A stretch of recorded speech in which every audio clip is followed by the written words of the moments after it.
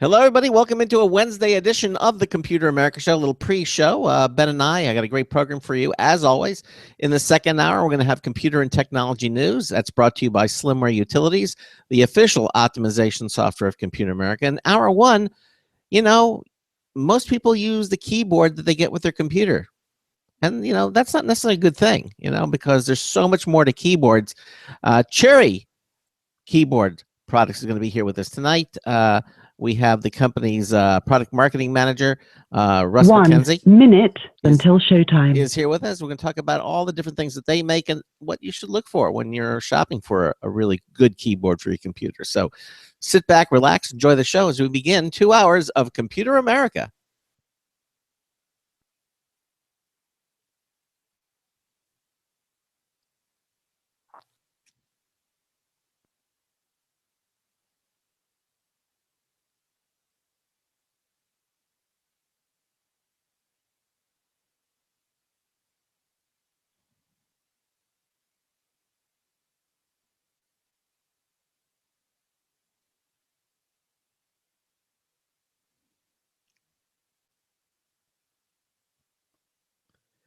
Fifteen seconds.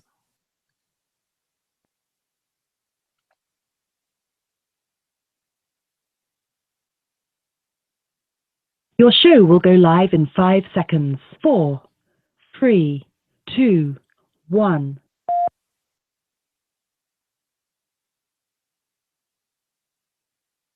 Broadcasting live, it's America's longest-running national radio talk show on computers, Computer America, hosted by national columnist Craig Crossman. Look for Craig's weekly column in your favorite newspaper. This show is being beamed nationwide at ComputerAmerica.com. Keep it here for technology news, computer products, guest interviews, and your phone calls. You're listening to Computer America. The Computer America Show is brought to you by Bell Ringers. It's newer than news when you're right there as it first debuts. Visit our sponsor's website at bellringersmedia.com. Hello and welcome into the Computer America Show. It's the nation's longest running, nationally syndicated radio talk show on computers. Computer America is heard around the world and coast to coast. And I'm your host, Craig Crossman. And I'm your co-host, Ben.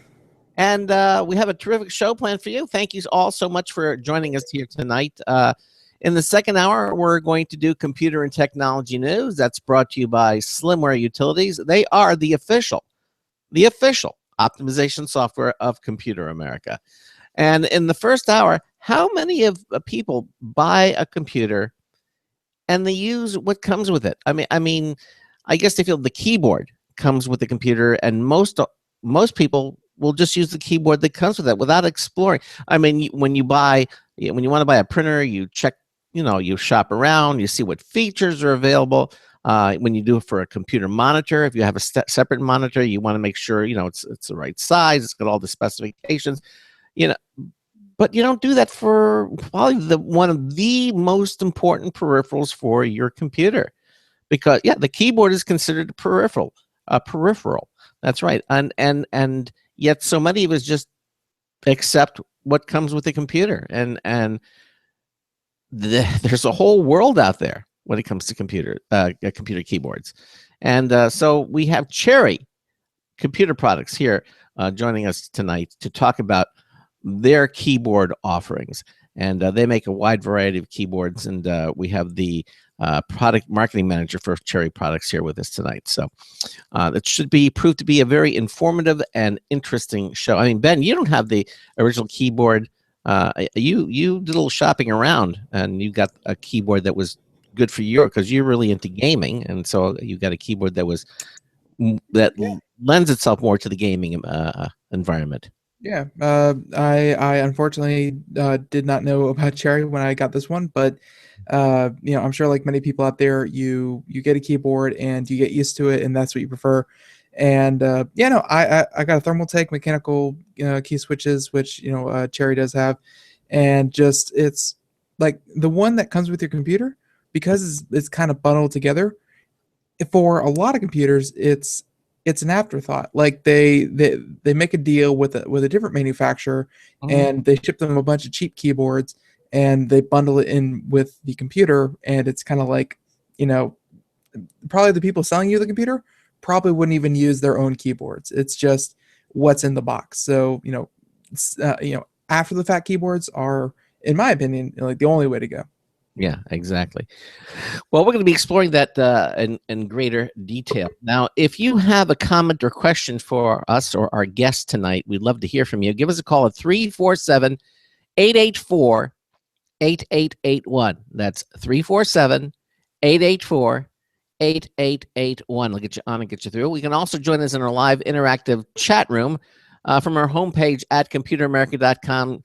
Just go to the show lounge /chat. You can hover over it and you'll have the option of selecting a full screen chat. But if you just click it, two things will happen. You'll open up on the next page.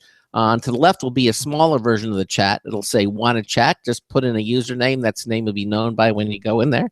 And click the, you don't have to click anything. Basically, you're in. Hit the enter key, a return key, and you're in. And also, the second thing will happen is that our live video stream will begin broadcasting. So in other words, even though we're a radio talk show, we also stream live video of our program. So many times you can get to see me, you'll get to see Ben, sometimes you'll see our guests, but most importantly, when you look at Ben, Ben has the technology to display what our guests will be talking about on websites, movies, videos. He can display all of that on the video on his segment of the live video stream. So we invite you to go in and check it out. But again, 347-884-8881. Pick up the phone, give us a call. Anything else you want to mention before we get our guest on, Ben? No, nothing leaping to mind right now. I think he's been patient, and we should get to it. Okay. Well, as I mentioned, Cherry is a global leader in the design, development, and manufacture of computer keyboards. But tonight, we're going to be focusing specifically on different kinds of keyboards. See, at Cherry, you can select from the hundreds of different keyboards they manufacture to find the perfect keyboard for you. But so many of us just use the keyboard that came with the computer. But there's so much more to consider before buying a keyboard. You know, the one that came with your computer may not be right for you. Joining us to help you find that perfect keyboard is Russell MacKenzie, the product marketing manager for Cherry Products. Russ, welcome into Computer America. How are you? I'm doing just fine. Thank you for having me. Oh, our pleasure. So yeah, I mean, would you agree? I mean, a lot of people buy a computer system, and whatever keyboard comes with it, they just kind of accept that and find that's what they start using without even thinking that there might be better things out there? It happens over and over. Even here at my office, I've actually gone by several of the people and find keyboards that were original with the computers, and they've actually written in with ink the letters and numbers sometimes. So it can happen anywhere. Really? Okay. I mean, don't you find that disheartening? I mean, after all, you are with Cherry Products, and you would think that people that would have a Cherry keyboard, at least. Well, I'll say I've been here about 2 years now, and I believe everybody here in this office has a Cherry keyboard now. So that's one thing I wanted to make sure that did happen for us. It is kind of embarrassing to say what I just said, but it is the truth. Okay. If it can happen even in your guys' office, it can happen anywhere. So probably a good anecdote. That's true. Yeah. Now, why don't you, just for the benefit of our listeners, I kind of had an overview, but why don't you tell us a little bit about who Cherry is? What about the company itself? Well, Cherry is a manufacturer of computer inputting devices and other switches and sensors that are out there. We have two different divisions of Cherry products. One is for the computer inputting devices, and the other is for just switches and sensors. Cherry is actually the original manufacturer of the first keyboard that was delivered in 1967 to the public. It's been the longest running keyboard manufacturer in the world since the beginning. At a point in time here a while back, 10, 15 years ago, a company called ZF Technologies, Electronic Technologies, bought Cherry products and brand and incorporated into their whole group.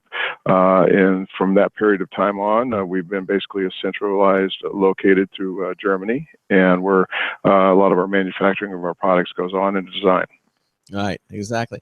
Now, and when I say, the people who use the keyboard that came with the computer, now we're talking about desktop computers. Of course, if you buy a laptop, or a notebook computer, obviously the keyboard's already built in there, but that doesn't stop you from still attaching an external keyboard to those devices. And I know a lot of people do that. But the thing is, the let me ask you this. You mentioned since 1960, when? 67. 67. So they've been around for a long time. So See, now that makes me feel bad because I'm in this business of knowing companies and knowing technology, and I thought Cherry was like an up and coming, like a new guy on the block.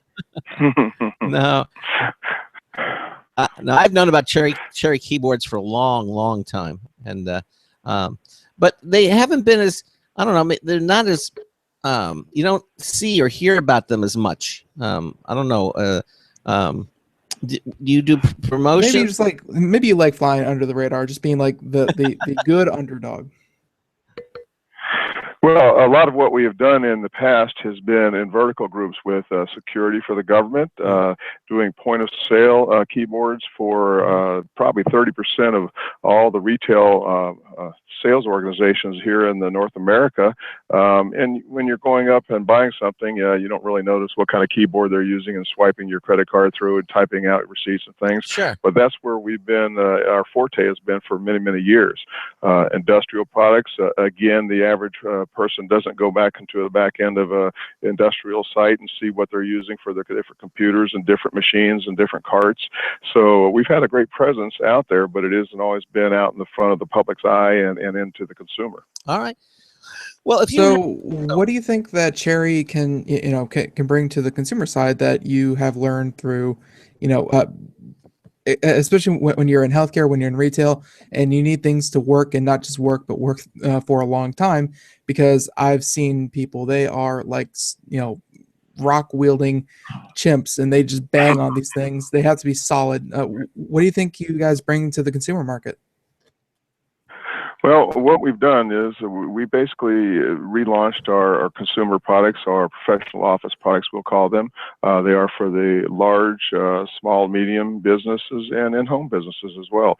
What we have done is we've taken a number of our switch technologies out there, which we basically, brought forth, or designed, engineered, manufactured, then put them into some keyboards. Some of our keyboards, like our MX keyed switched keyboards, the MX 3.0 and the MX 6.0, they have key switches in them that'll last 50 million keystrokes. Now, when you think about 50 million keystrokes, it's, say I started a job today and I was 22 right out of college, and I got given a MX 3.0 keyboard, and I started using it, and by the time I was retiring at the age of 62, 65, that keyboard still got a third or more of its life left over it, and is going to work for a lot longer after I've been in that job.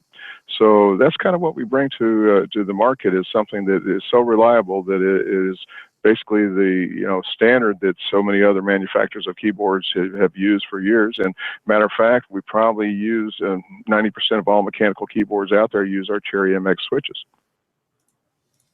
It's crazy. That's I think longevity that people don't expect from a keyboard.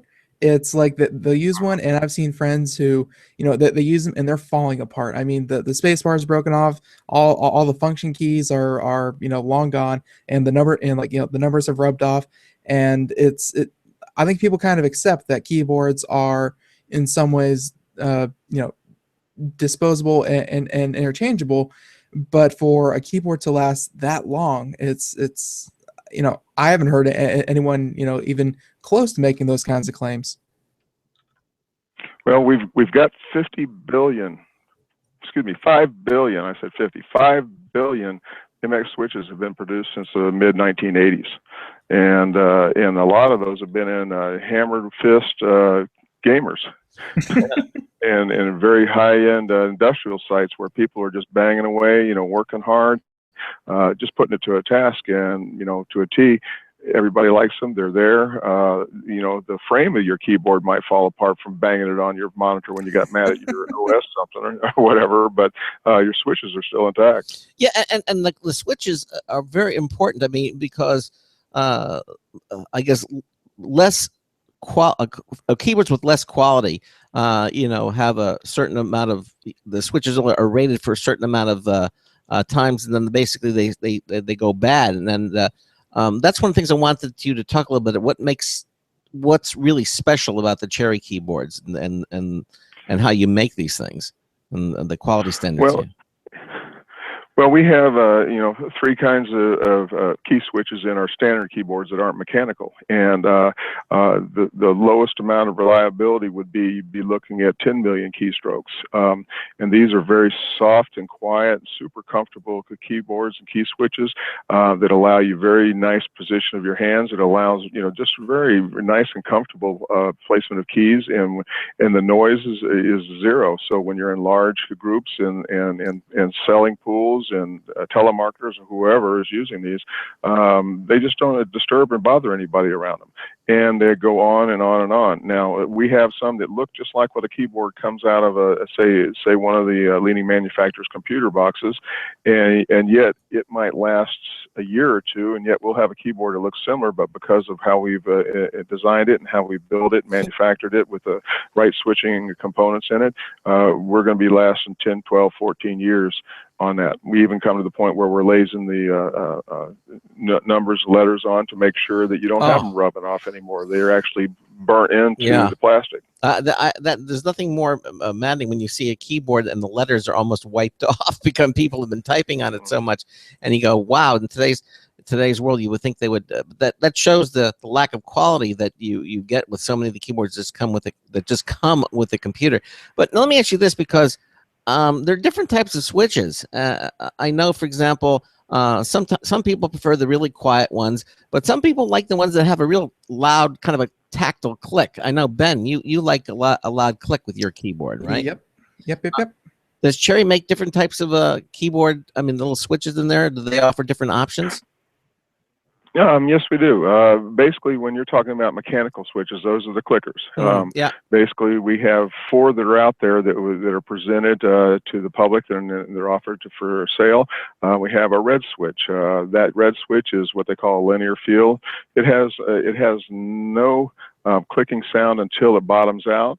It has very little pressure on it, so you basically can just grace the top of a key and it'll actually register. Very, very quiet for a mechanical key switch, unless you're not a good touch typist, so then you're bottoming out mechanical switches and you will be hearing metal on metal. That's what you're talking about clicking. Okay. We offer a black switch that has basically the same linear movement, but it has a little bit different pressure. It needs a little bit more pressure. So if you're in an environment where you need to make sure you're making the right keystroke, and you want it to last a long time, and you want that person to put some pressure on it, we have that particular switch. Then we have what we call our browns. Now, browns will have just a little indentation. You'll feel it actually as you go through this key switch. It has a little bit more pressure it takes on it, but what it is a little more forgiving. So you don't just happen to hit what I call fat thumbitis and hit 2 keys at one time, and the reds will actually register both of them if they have good in-key rollover on your keyboards. Whereas a brown, you'll have to be a little bit more pushy on it and get it to a certain point before it'll register.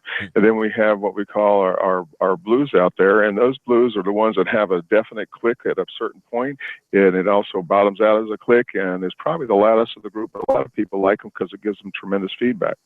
Now, those are our mechanical switches we have, and then we go on to looking at our basically non-mechanical switches, and we have 3 major groups in those particular models, and those are the ones that are going to be very quiet. They're made to be around long lasting, be around a long time, but also to be quiet as well, to keep people from having a lot of the noise issues. Now, we have an NPK switch, an SX switch, which is scissor switching, and an LPK switch, which are low profile. And all 3 of these are basically a standard membrane key switch design, which you see in the standard computer keyboards that come out, but they're made to last 10 to 20 million keystrokes, as opposed to maybe a million, like some of the OEMs are out there with some of their products that ship out with the computers.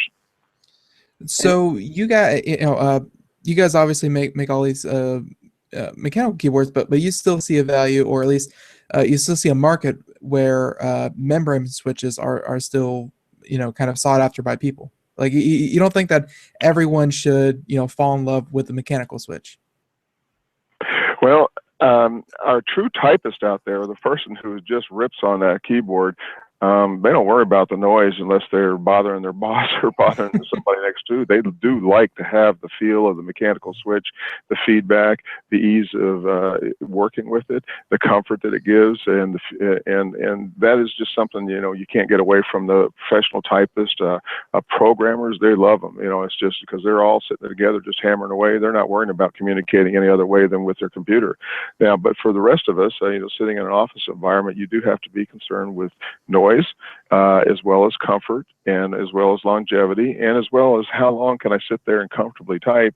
And, you know, we've made them more particular because they have a lot lower profile. They don't have to have as much room from bottom to top like a mechanical switch would have.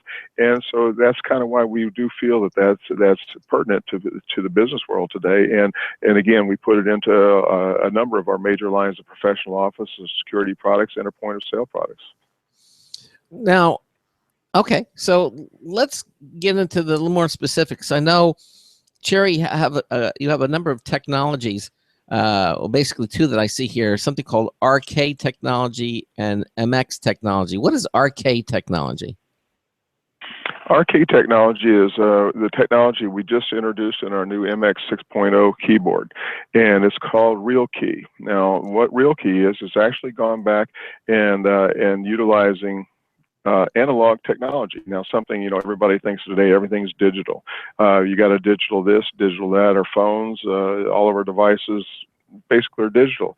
Well, what happens in a keyboard, when you have a digital keyboard, you basically have a PCB, which is the brains of a keyboard, and it'll scan across the whole entire keyboard to look for keystrokes, and it has a certain amount of latency between when it scans and when it actually receives that message that a key has been struck. Whereas when you look at RealKey technology, RK technology, it's analog, and it's basically every key on your keyboard is directly hooked straight to the PCB through the RK technology, and that allows you to, when you hit that keystroke, it will actually register within 1 millisecond.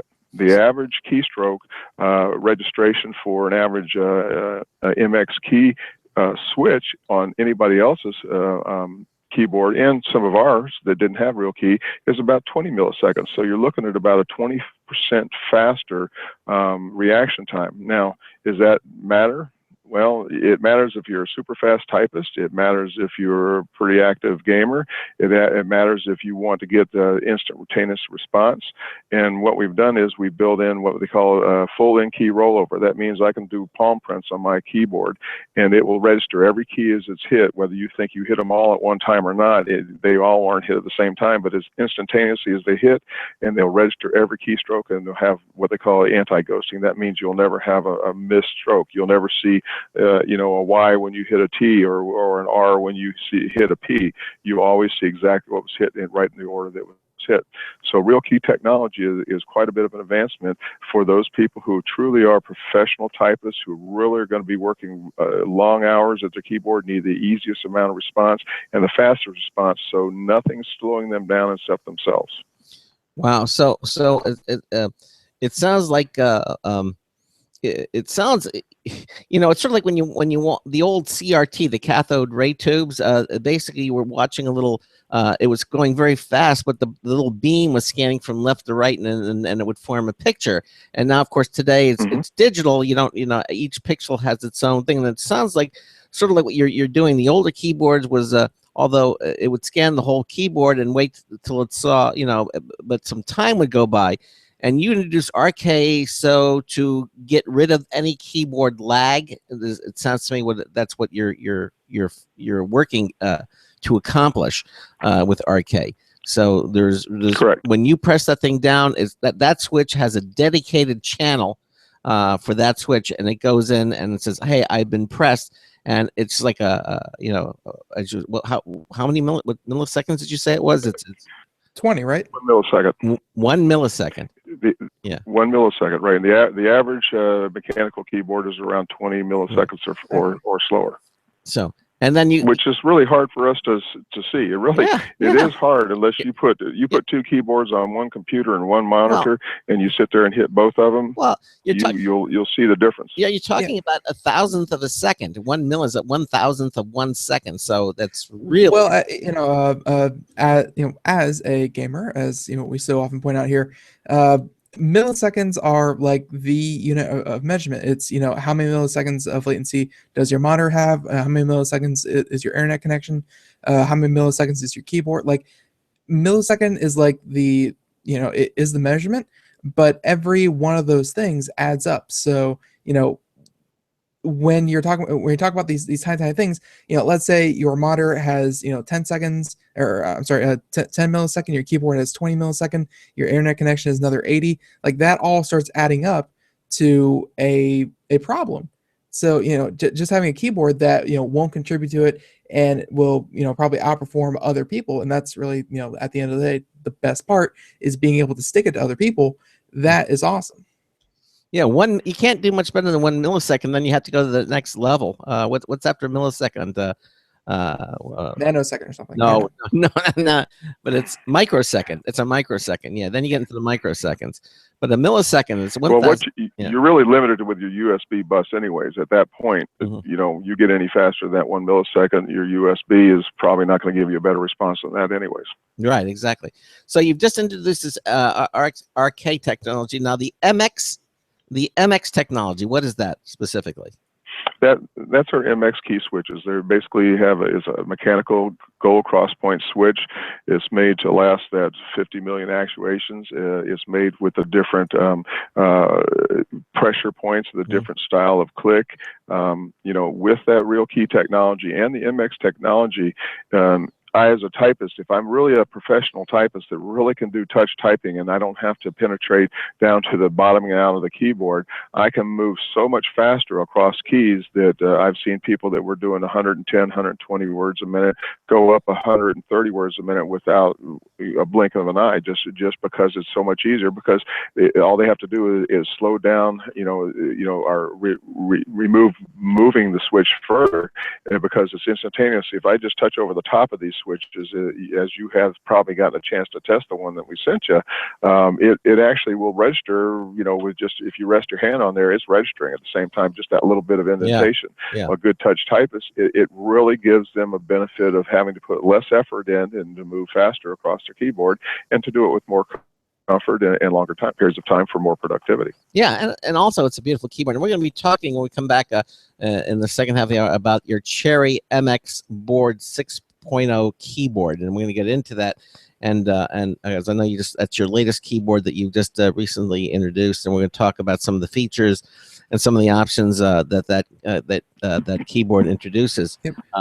Real quick, we have a question in the chat room for you. One of our listeners wants to know: are any of the Cherry keyboards that use butterfly mechanisms made with liquid crystal polymer? No. No. Okay. Is that a good or a bad thing? I don't know exactly what the benefit is. I mean, I had a gentleman come by here from a different company that had what I think was called a liquid crystal polymer that was wanting to make keyboards. He was saying you could actually make keycaps out of this particular product, where you could actually project a different character on it. So I'm not sure if that's what he's talking about. Well, that's e-ink. They have that e-ink that can use in there, and I know, but they're extremely expensive and extremely rare. But the butterfly mechanism. I think Apple Computer introduced a new type of key switch, so you get less of the rock, the rocking that would happen, and you get a more up and down motion. I think they just introduced that with the new line of computers, and we're bragging about that. That's kind of why here we have an MX switch that doesn't have any of that rocker. The only thing with rock, if you have a badly manufactured keycap, and that would rock on top of the switch, but the switch actually will give you absolutely zero movement. So what is the butterfly mechanism under the key? What is that? That I couldn't tell you. Oh, I thought you mentioned. I just have never looked into I that. thought I thought you mentioned that one of the key that you had you mentioned the butter. I thought I heard butterfly, something that I must have missed. Scissor key. Scissor You key. have a scissor key. What is the scissor? What is the scissor key? Sounds close. Well, it's similar. It's similar to just like an X with a spring load. As you push the key down, the scissors will get closer and go back, and it allows you to be very close to the membrane. And it's just a different type of feel for it. We have several boards out there, and it's very low profile. It allows you to move across the keys faster. Again, the scissor keys give you about 10 million key actualizations, and they're good for everyday office use because they're nice and quiet and very comfortable. Okay.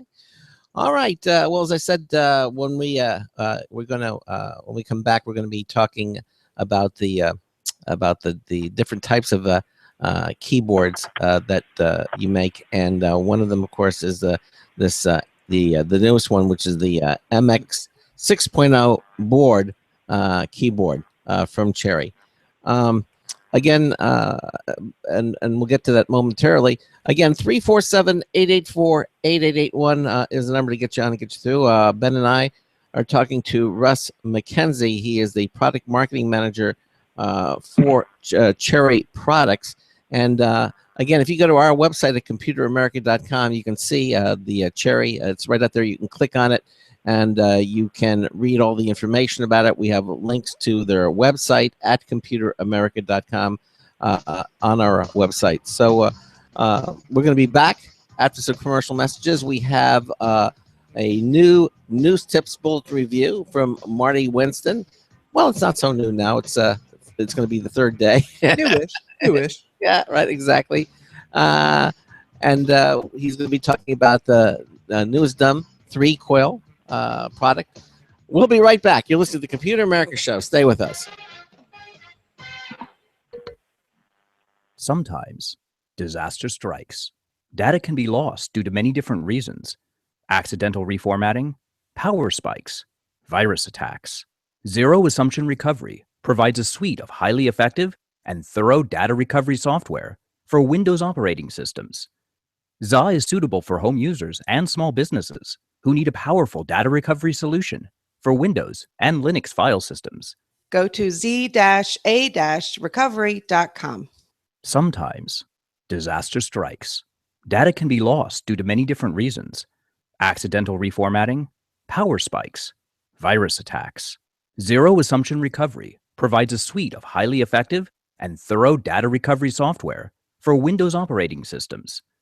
ZA is suitable for home users and small businesses who need a powerful data recovery solution for Windows and Linux file systems. Go to z-a-recovery.com. Hi, this is Craig Crossman, host of the Computer America Show. You have important meetings to schedule. Your company's getting ready for its IPO, and you're in charge of the PTA fundraiser this month. So how do you coordinate everyone to be available at the same time? Are you still using emails, phone calls, even text messages to schedule meetings with a group of people? How's that working out for you? That's so great, huh? It's a fact that every day, millions of people suffer from scheduling headaches. Well, with Doodle, scheduling meetings with a group of people is quick and easy. With Doodle, you can easily propose available times to each member. Each one checks off the times that they are available, and then you simply pick the time that works best for the group, all in an easy-to-read display that integrates with your existing calendar. Nothing could be more simple. Give Doodle a try for free, and like millions of Doodle users, you'll truly see how easy it is to find the perfect date and time for all your meetings. That's www.doodle.com.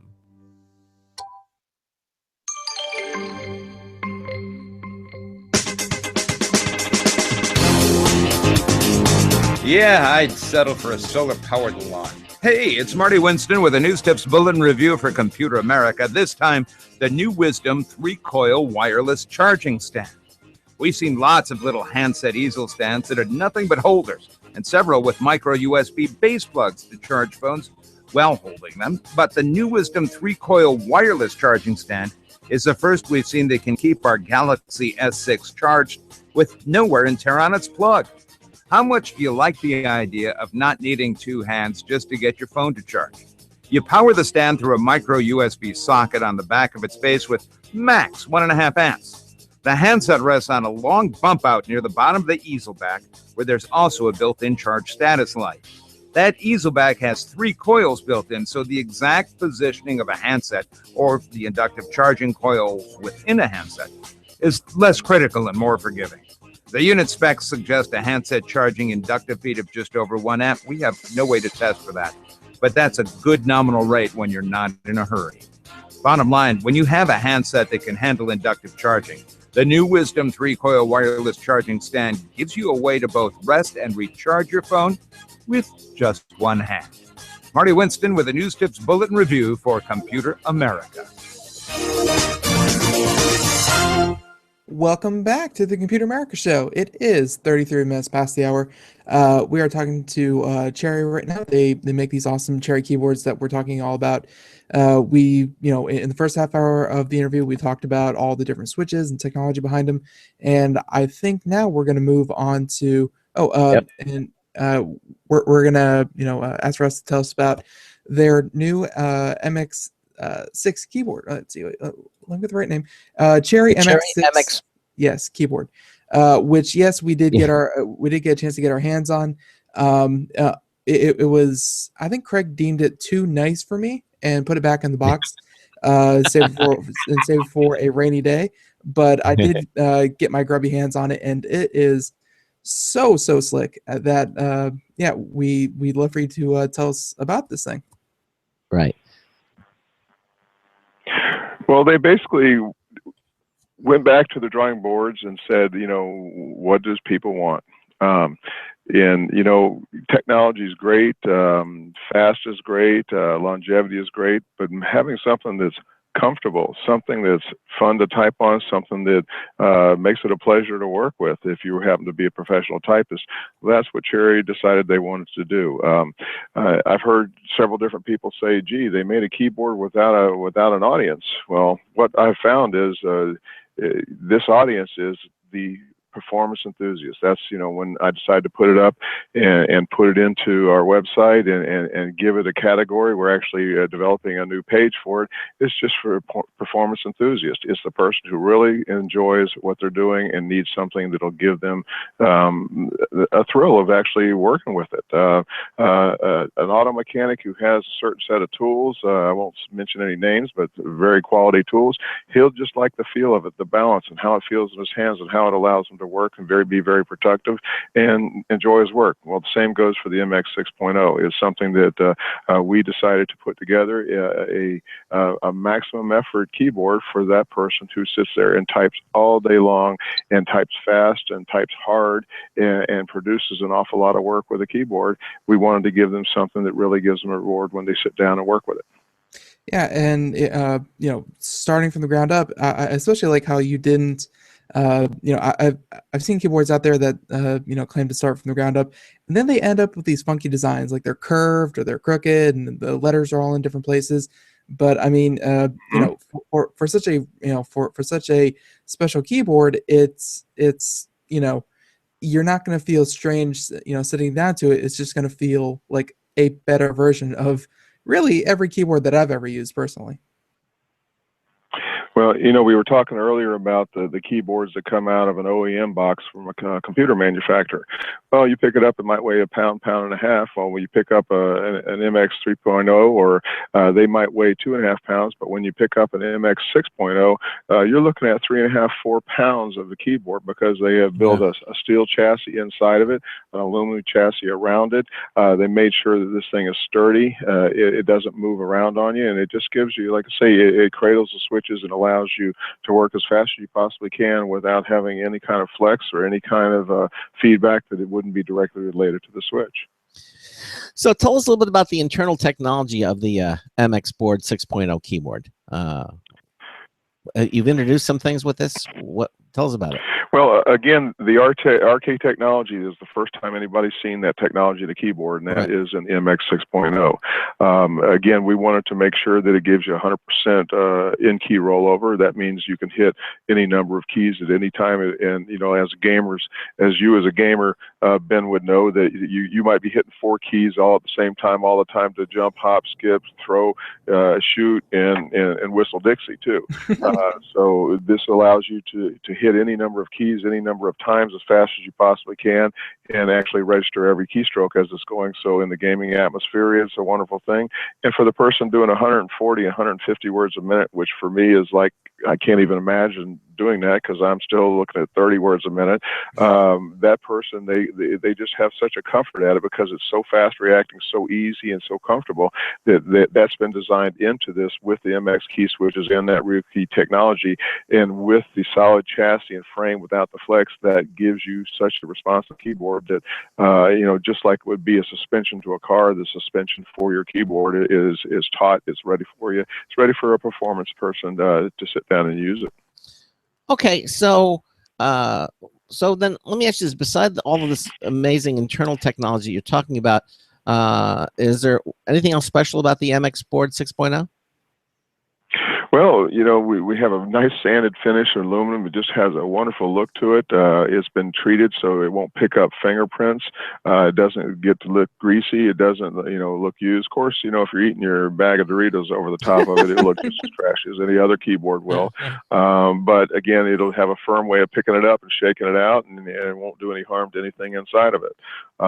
We actually give you a wrist rest. It's probably twice the size of any I've ever seen out there. Yeah, it's big. Very, very comfortable. It allows you to have a good ramp up to the keys, so you have a very comfortable position. You don't have the straining efforts from your wrist and fingers that like you might get on some mechanical keyboards. Because again, a lot of mechanical keyboards, you're going up and over the top because they have to take in the room with those switches as opposed to just membranes. So a lot of times they're raised, but as you see in this particular model, and when you got to use it, the keys are sunk down in the frame just right. The keycaps are made just at the right height to give you a nice movement across the keyboard and enable you to work very rapidly and have a high production rate. So who would you say that this MX 6.0 board is designed for? Is this for a gamer? Is this for a fast typist? Who is it designed for? Well, writers.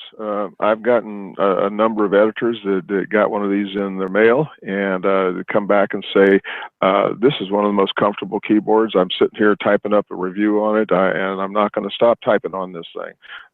So professional writers, people who do that for a living. Mr. Winston, you were talking about with News Tips. He got one of these, and he loves the board. He'll use it, and he says until it falls apart, and that'll probably be long after he's around. And he's not long for this world. Writer. He's not long for this world anyway. No, I'm just kidding. No, I'm just kidding. No. But you are right. A professional writer, programmers, people who do nothing all day but interface with the computers. And in the very beginning of your show, you talked about how important a keyboard is. People often forget that without a computer inputting device, computers don't work. Yeah. So you have to have a way for a human being to interface with your computer, and this is a way for somebody to interface with it comfortably and rapidly and accurately too. Because again, if you're not getting missed keys from hitting multiple keys and having ghosting and things like that, that aids in your productivity. So for that person, and we also know that if you're just the type of person that wants the best, CEOs, CTOs, CFOs, the people that are used to the best, they have the best wine, the best dinners, the nicest cars. Well, this is the nicest keyboard. Yeah, no. And I'm gonna give Cherry one more little word here. You guys have the best backlighting I think I've ever seen of any other keyboard. I mean, in broad daylight, this thing is blinding. Can be blinding. And you can tune it down at very small gradients or very large gradients. So we went to pretty extensive controls with it. It lit up the room. When we first plugged it up, I went, whoa, it is extremely brilliant. I mean, it looks wonderful. And it's red, so it's really not in your face lighting. I mean, it's as anybody who's been in a submarine will know that red light kind of conditions your eyes for the dark. Yeah, everyone who's been in a sub, all 0.001% of our audience, but okay. Or if you watch a good that much. If you watch a good submarine war movie, you'll know. Oh, okay. Exactly. But the thing is, really, that you can. That now you elected to have certain most of them are red, but a couple of them are blue. Why did you decide to do that? Well, a lot of times, you don't know if you got your cap locks on, your num locks on, and things like that. And we want to make sure, when it's activated or disactivated. We also have an ability with a Cherry key to be able to deactivate your Windows keys, and so that way you'll know they're not active, and you're not going to hit them when you're moving fast. But you're aware of what's going on. So again, it's just trying to give that person who's a fast typist, they'll have a little bit of visual aids, going in and knowing if they've hit something they shouldn't, or and make sure that they hit what they were supposed to. So the blue light stays on, or does it when you hit it, does it change? I mean, what happens with the keys that are blue? Yeah, it'll come and go as you're activating and deactivating the different keys. And besides, blue's my favorite color, so I just like it. It looks really wicked too. Mm-hmm. Absolutely. Yeah, and when you look at this, you think this has got to be for the ultimate gamer, but you're saying no, this is more for people who like to write. So go ahead. Well, let's put it this way. My son tried this out, and he's a very avid gamer. He spends way too many hours late in the night sometimes as a teenager, and he found he was beating people that he'd been playing for a year or more at games that they were used to beat him all the time, just because he was a little bit faster, a little bit accurate, and he just liked the keyboard. And so, I couldn't say that it wouldn't be to somebody's advantage to be that much faster, but if you have the keys, which probably I think 90% of all mechanical keyboards for gamers out there are using MX key switches that are in this particular model that we designed and manufactured for years. It is the preferred key, whether some people like brown, some people like blue, some people like reds, whatever. You might have a different flavor of that, but they still like the MX key switches. So they just give a very accurate and very precise and very quick response. So you add that to the real key technology in this, it could be considered a good gaming keyboard. And some of the purists who don't like all the macro keys where you hit one key and it does 29 things for you with one stroke, where you really have to go and actually use this keyboard and use it for each stroke as you're hitting it, as opposed to having a software doing it. These really stand above just about anybody's out there. So does Cherry have keyboards for people who are into gaming? No, we don't. We like I say, we supply the switches to most all the major gaming keyboard manufacturers out there, but we have never gone that way. We have really just brought forward a lot of professional office products here in the last couple of years since I've been here. This is not really a professional office product. Like I say, it's got its own aura about it. It's got its own page. It's going to have everything is made towards what it is being special. So we can't say this is the flag runner for our professional office, but we find that this is going to be a great keyboard for somebody who's willing to spend the money for it. And say you want your admin to have the nicest keyboard to work fast, to be very productive. You as a CFO is going to give your administrative aide that keyboard. So it is an office keyboard. But what we've done is, along with that, we do have improved and brought along all of our professional office products out there as well, to be able to present a full gamut of keyboards for all the different types of users. Okay, so gaming hasn't been one of them because it just hasn't been a focus on it. But you just never know. Right.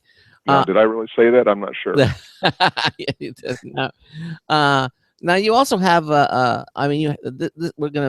want to ask you a few more questions about the MX 6.0, but you do have other keyboards available. If you go to the website, you can see all the different ones that you have. I think that's an understatement. I've been going through the keyboards, dozens. How many keyboards do you actually have, Russ? Well, I'm looking right now just at our professional office keyboards, and 15 different professional office keyboards, and those are ones that they can duplicate into other arenas, into the industrial or into healthcare. But just basically 15 professional office keyboards, and we also have half a dozen different mice.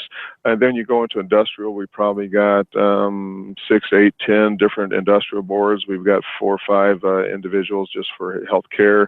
In the POS world, we have highly integrated keyboards that have touchpads keypads and biometric readers and MSRs in them with reprogrammable keys, and then we go all the way down to where we just have one that has reprogrammable keys, and we have them in small, we have them in mini sizes, and we have them in large sizes. So we have probably, I would say, more than 100 part numbers, let's put it that way, so of keyboards. But would you say that the MX 6.0 board keyboard is really your flagship consumer keyboard then? I mean, yes. Okay. Yes, most definitely. It is a realm we never really have gone in. We've been a business-to-business type company. You know, we work through registered distributors that work out there, resellers. You know, but then now we're working with some of the major e-tailers out there with the MX60, because we know this is not necessarily a keyboard. It's just going to go into any kind of office space unless it's a special place, and it's something that a lot of individual users at home are going to, you know, they want the best. They want something that feels good, something that's going to last forever. There they go. Okay, so then if the MX board 6.0 is available, and I assume it is, where could they pick one up? You can go through Amazon, Newegg, Mechanical Keyboards, and there's other places. We sell through distribution in our Disty channel as well, and anybody who's a reseller out there can buy these and resell them. All the different major resellers can sell them out there too. So you know, right now, like I say, they are in stock, they are available, and they have been moving out. We sold out of our first shipment, and we've got 2 more shipments coming, and they're pretty much going to be sold out. So they're moving quite well, and we're very pleased with the results we're getting. Sounds to me like you have a hit on your hand then. Yeah. I think so. We have put a lot of energy into it, and you know, some people say, "Gee, this is a lot of marketing," but you know what? That's why we put it in people's hands, and then they could come back. You know, when I get 29 out of 30 reviewers come back and say, "I'm using this board, and I'm keeping this board. Thank you very much for this board." Yeah. We take that as a great compliment, and they have a lot of good things to say about it, and we feel that that's helped the message. But as people buy them and they start doing reviews on them on their own users, we're hearing very good feedback, and we think that's going to lead to a long road for this particular keyboard. So what is the manufacturer's suggested retail price of the MX 6.0? That is set up internationally, by the way, $219 or whatever the equivalent is in China or in Europe and the Euro and wherever it happens to be. But $219 is our MSRP. Now, I think that's a pretty good price considering what you're getting for that keyboard. Remember, this is not. Well, I think that that's obviously on the high side, but I think that price isn't outrageous. It's just more than most people are used to, because, you know, trust me, the crowd of people that I hang out with, they go to Walmart and they pick up, you know, the cheapest keyboard they can find, and then they beat it into the ground, and 8 months later they're out there buying another one for $30. Like this is one where I think people are going to have to make a conscious decision to invest a little bit more into their keyboard. But from what I've seen, what I've felt, when I used it, you're not going to be sad that you took time to invest in a keyboard. Yeah. Well, and as I tell people, I said, this could be the last keyboard you ever have to buy. And period. And this keyboard will work with systems. What is the interface now? Is it USB? And I know because now USB. Because they have USB 3.0 and as well as a 2.0. But I'm assuming that this will be compatible with any computer now or any computer pretty much coming up at least in the near distant future. Most definitely. Even works with a Mac real well. Windows button will be a function button for you with a Mac, but it'll actually work with Macs. Well, it'll actually work with that. Well, of course, I don't know if they want to type real fast with the Macs. They usually like to sit and look and enjoy what they're looking at. This is true. What now? Will it glow the same way? I mean, gets its power. It'll perform the same exact way. Oh, definitely. Yeah. Okay. And you can turn. You can dim it. You can even turn the lights off if you want to. Correct. I don't know why you want to do that, but exactly. You can do that. Any particular reason why you named it the MX Board 6.0? Since this is the very first board of this kind that you're making. Well, there's also the 3.0 that we haven't really talked about yet. Oh, okay. Well, right. Well, they originally started about 2 years ago, 2.5 years ago. They have an MX 2.0, and then they came out with just 2 years ago the MX 3.0, and then they again jumped some light years. The 4 and the 5, they just went right up to the 6.0, and that would have been a decision that was far above my pay grade.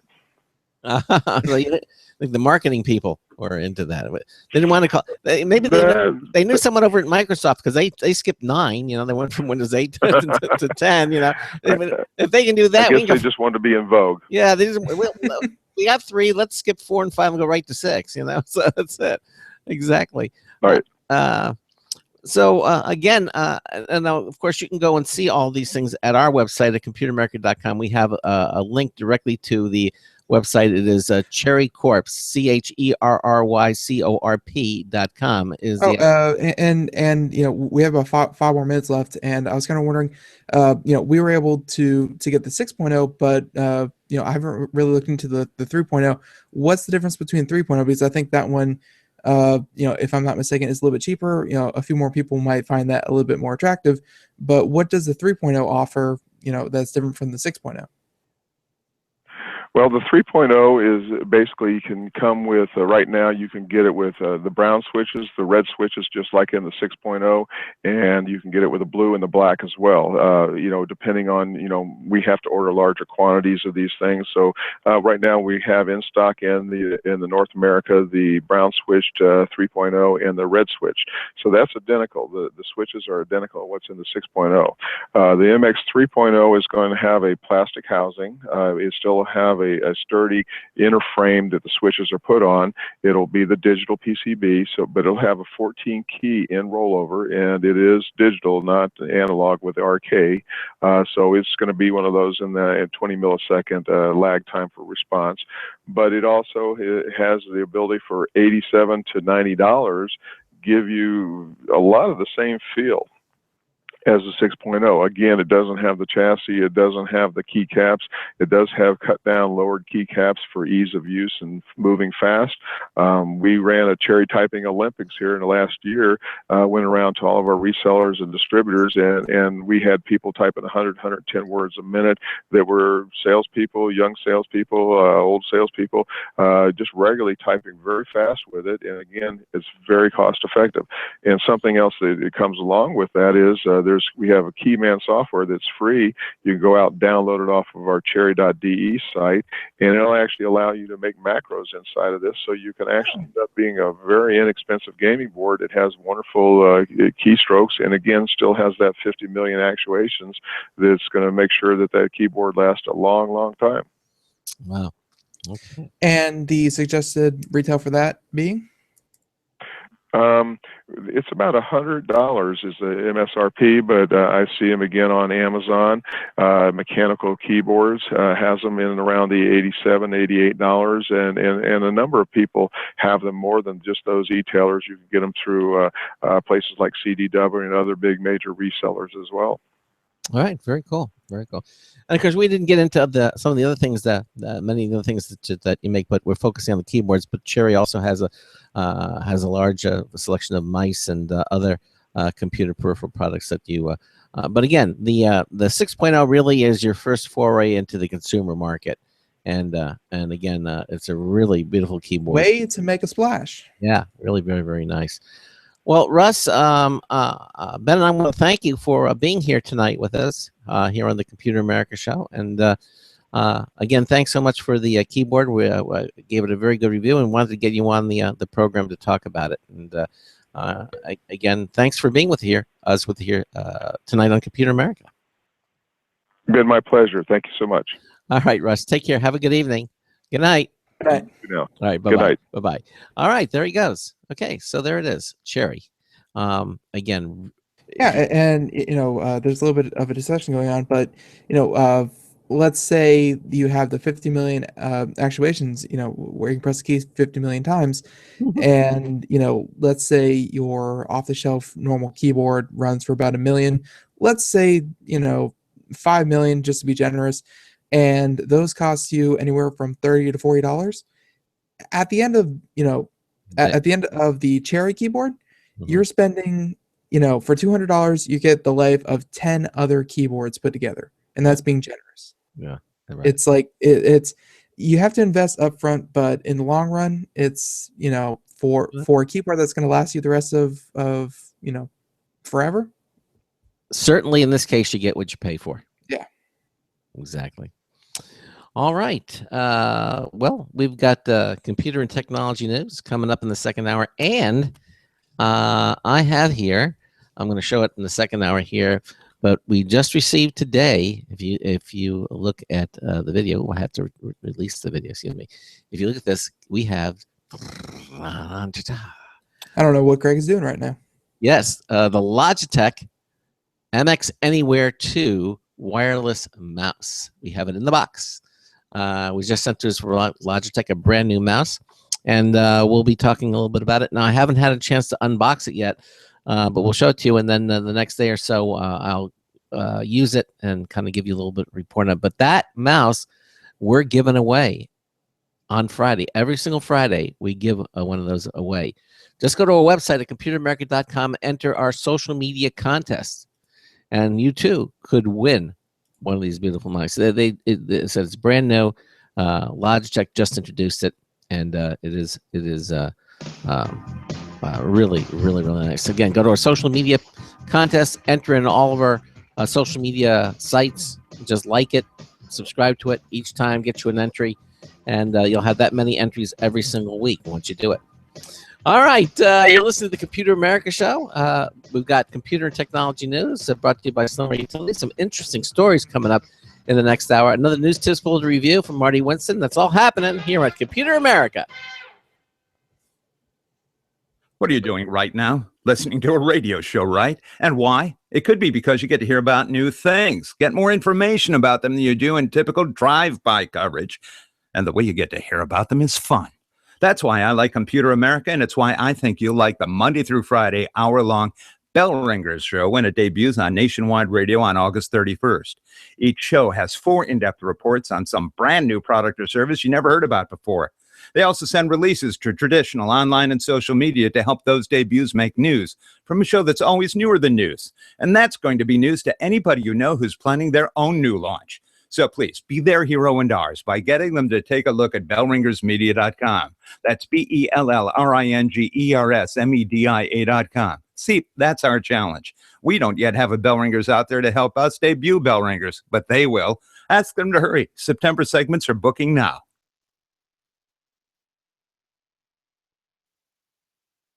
Broadcasting live. It's the only national radio talk show on computers to air every weeknight. Computer America. Hosted by national columnist Craig Crossman. The first hour's behind us, but there's still more of tech news, tech talk, and your phone calls. We're being beamed nationwide at ComputerAmerica.com. You got computer problems? Bring them on. You're listening to Computer America. Computers run the world, and we run computers. Call us or send us an email to live@computeramerica.com. Hello and welcome into hour 2 of the nation's longest running, nationally syndicated radio talk show on computers. This is the Computer America Show, and I'm your host, Craig Crossman. And I'm your co-host, Ben. And again, thanks to Cherry Products for being here on the show.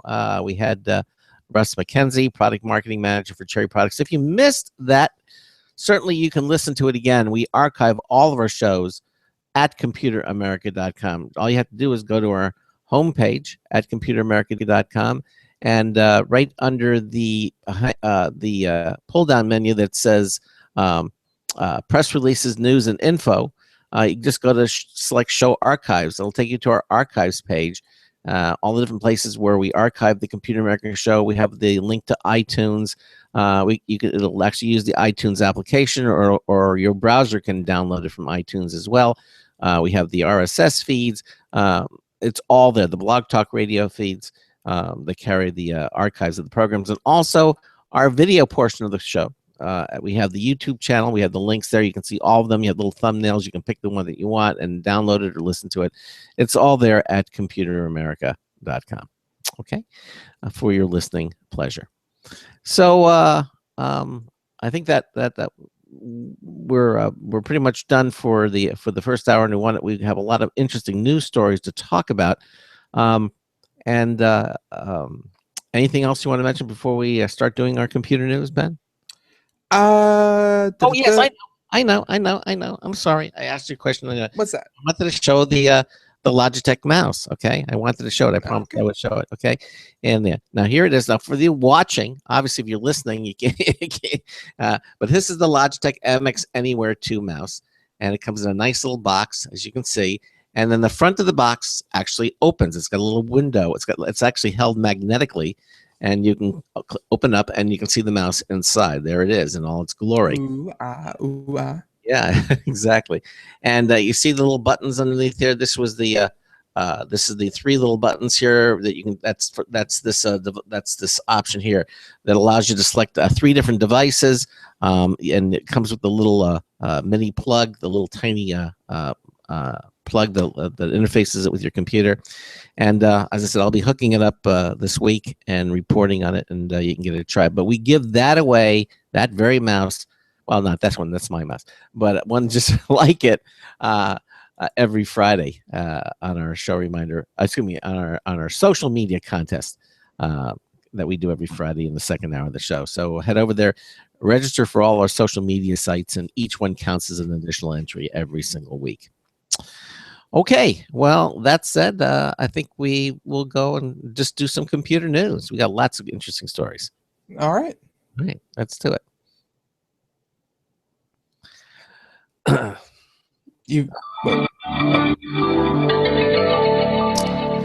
Tonight's computer and technology news is brought to you by SlimWare Utilities, the official optimization software of Computer America. You can visit them at slimwareutilities.com to clean, speed up, and optimize your Windows system for free. Absolutely free. And that's right. Everything there is free. Download them all. Why not? They're free. You'll have them. If you don't use them right away, at least you'll have them when you need them, and you certainly will need them. And we just had a pretty good interview with them, and you can go back and check out the video archive of that one and actually see me and myself using them on the show, and just how quick and painless it is. Yes, exactly. And in that particular interview that we did, we had Bob Bryant, who is the Chief Technology Officer for SlimWare Utilities, a very knowledgeable guy. And Bob's going to be back with us, too, so on future shows. And we look forward to having him here with us. But right now, we're going to do some computer news. And the first story is something that, it was bothering me because I use Firefox a lot. And every time I would go to a website page that had Flash, my Firefox browser would say, we're blocking Flash. We're blocking Flash. A little thing would come down the top, a little thing. And I went to myself, I said, oh, I need to update my Flash. And I went and updated it. And I figured it was bad. And after I updated it again, and it still went, it said it was blocking Flash. And it said, my own dear mother came to me with this exact problem. And I did the same thing. I updated Flash, restarted Mozilla, blah, blah. And it still wasn't working. And I was like, I just had to shrug my shoulders. I'm like, I guess you just chose the wrong browser. Well, lo and behold, according to Maximum C's Kevin Parrish, evidently there's a story that on Monday, Mozilla announced that it was blocking all versions of Adobe Flash, the plugin in Firefox. And yes, even the most recent version, which is 18.0.0.203, because I remember that number because I downloaded it 3 times and installed it 3 times. I figured something, and I had this little thing that checks for Flash. You have the latest version, and it said, "Yep, you have the latest version," but no, it kept saying it was blocking. Now I could allow it to let Flash in and remember, but every time I went to a new website, I would see that little thing. So evidently, this has been the cause. Now, why are they doing it? According to them, the plugin is going to remain blocked by Mozilla, which makes Firefox, until Adobe releases a version of Flash that is not actively exploited by publicly known vulnerabilities, unquote. Okay. Now, evidently, this news comes about after several of these zero-day vulnerabilities in Flash Player were discovered last week.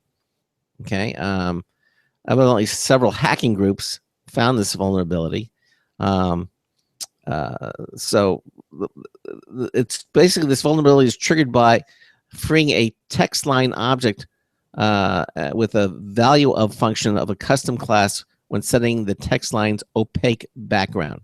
Okay, obviously it's nothing to do with HTML, and but evidently the exploit finds, evidently there's a corrupt vector, and it finds it and enables it to go in and cause all kinds of havoc, and they want to protect you from that. So basically, they've they're blocking it now. If the vulnerabilities in Flash, how come Chrome or Safari or something aren't blocking it? Only Mozilla Firefox. I'm not sure, but it says.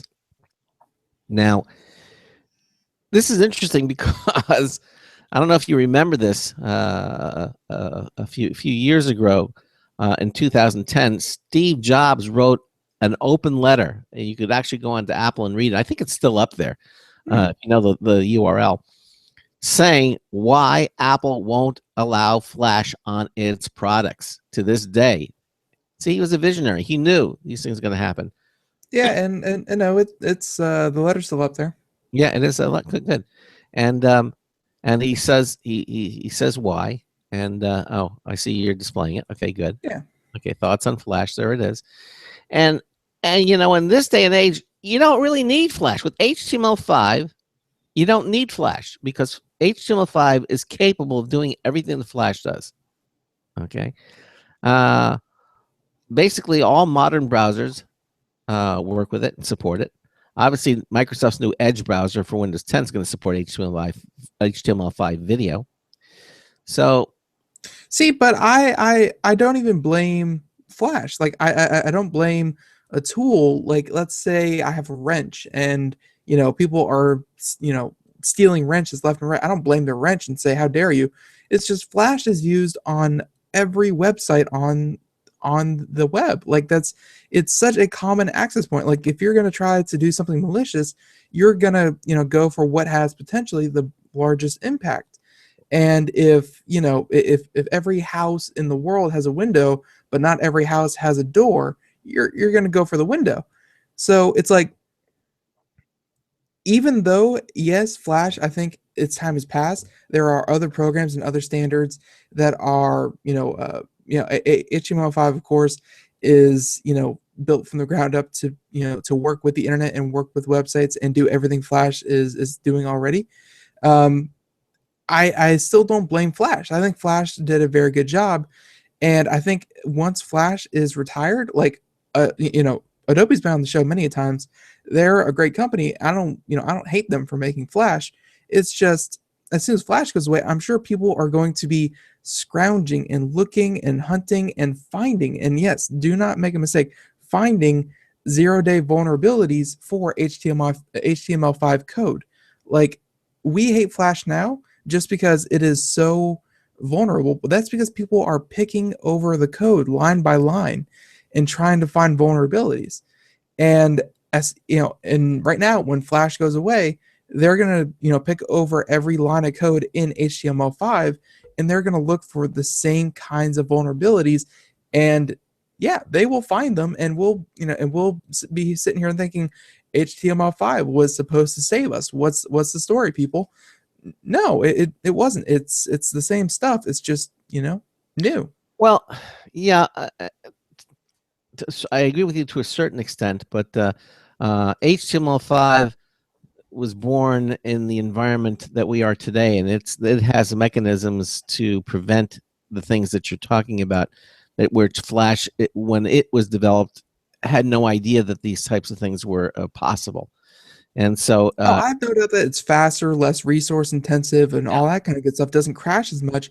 But in terms of vulnerability, they have conventions where you think Google, you know, one of the richest, tech savviest companies in the world, would be, you know, completely insulated from this. No, they have a contest every year. They have an ongoing standard that if you find a bug and if it's a vulnerability, we'll pay you money. Like, you cannot escape having vulnerabilities. So I think once Flash goes away, all those headlights are going to turn on to HTML5, and same problem, different name. On top of but and that's true. But on top of that, Flash and Java, by their very nature, are add-ons. There's stuff that you hang on to your browser. They're plugins. They're additional things, and anything that you add a plugin, it's just one more thing that tends to slow your computer down and bog things down. So when you get rid of Java and you get rid of Flash and you're just doing everything native HTML5, things are just going to be that more slick and more modern. Yeah, like compatibility and ease of use and everything, all that is going to go up with HTML5. Just don't believe that security is going to be, a thing of the past when you start using HTML5. Okay. All right. Well, there it is. So you weren't the only one. I didn't realize that you saw that today. But but on Chrome, they're still allowing it. Yep. Why are they allowing it on Chrome? Because Chrome doesn't care. Chrome don't care. Those, Chrome do what Chrome want. Yeah, same exploits are there though, so someone could take advantage of it. All right. Anyway, that's the story. All right. And that's that story. So let's move on to, let's see. Today, we should have opened the show with this. Today was, Craig? Yes. Do you know what today was? Pluto? No. Okay. Well, yes, but no. Today was July 15th. Yes. Which makes it Prime Day. Oh, Prime Day. Okay. Prime Day. Yeah. And Amazon Prime Day is here, and in the blink of an eye, made people sad. Amazon had been doing like crazy promotions, all over the place. I'm sure you've heard it if you've watched television, if you listen to internet radio, if you've listened to terrestrial radio, if you've been anywhere. You'll know Amazon Prime Day arrived July 15th. If you are a Prime member, we talked about early on the show, you were subject to many, as they put it, many deals, savings, and discounts throughout their online store. Mm-hmm. Well, it came, and I think around noon, people realized it for what it was. It was a way for Amazon to clean out their warehouse, because it was like the really good deals that like people were able to find good deals on like Bose headsets. They were able to find some on other electronics, and other good deals. But I think in general, most of the discounts were applied to things like earbuds, phone cases, baby wipes, everyday living, like stuff that, you really don't care that it goes on sale. Like during, especially since they were comparing themselves to Black Friday, and most people go into Black Friday thinking, okay, I'm going to make a major purchase. I'm going to buy a television. I'm going to buy a computer. I'm going to buy a tablet. I'm going to buy a phone. I'm going to buy, things that are big ticket items, and they're looking for those discounts. There were none to be found on the big ticket items. It was all on the lower. It was all on the lower end of the spectrum. And I think and when they did find a few of those, they were all sold out. Like they had a limited amount of stock, and as soon as they sold out, you were put on a waiting list. But after today, even the sale wasn't that good. And then on top of that, people were using other websites to go and check the price of these supposed sales. And some of the items that were on sale for 20% off, 30% off, 40% off, if you went online and found these other websites, put in the URL, you could see the timeline of the price. And many of these sale prices were actually higher than they were a couple weeks ago. Like they jacked up the prices, and then they put them on sale for even higher than the original pre-sale prices.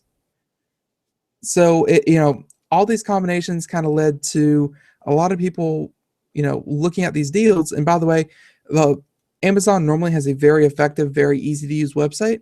Yeah. Their whole system for looking through the deals was just atrocious. Like you could only see 6 deals at a time, and they had over 200 pages of deals.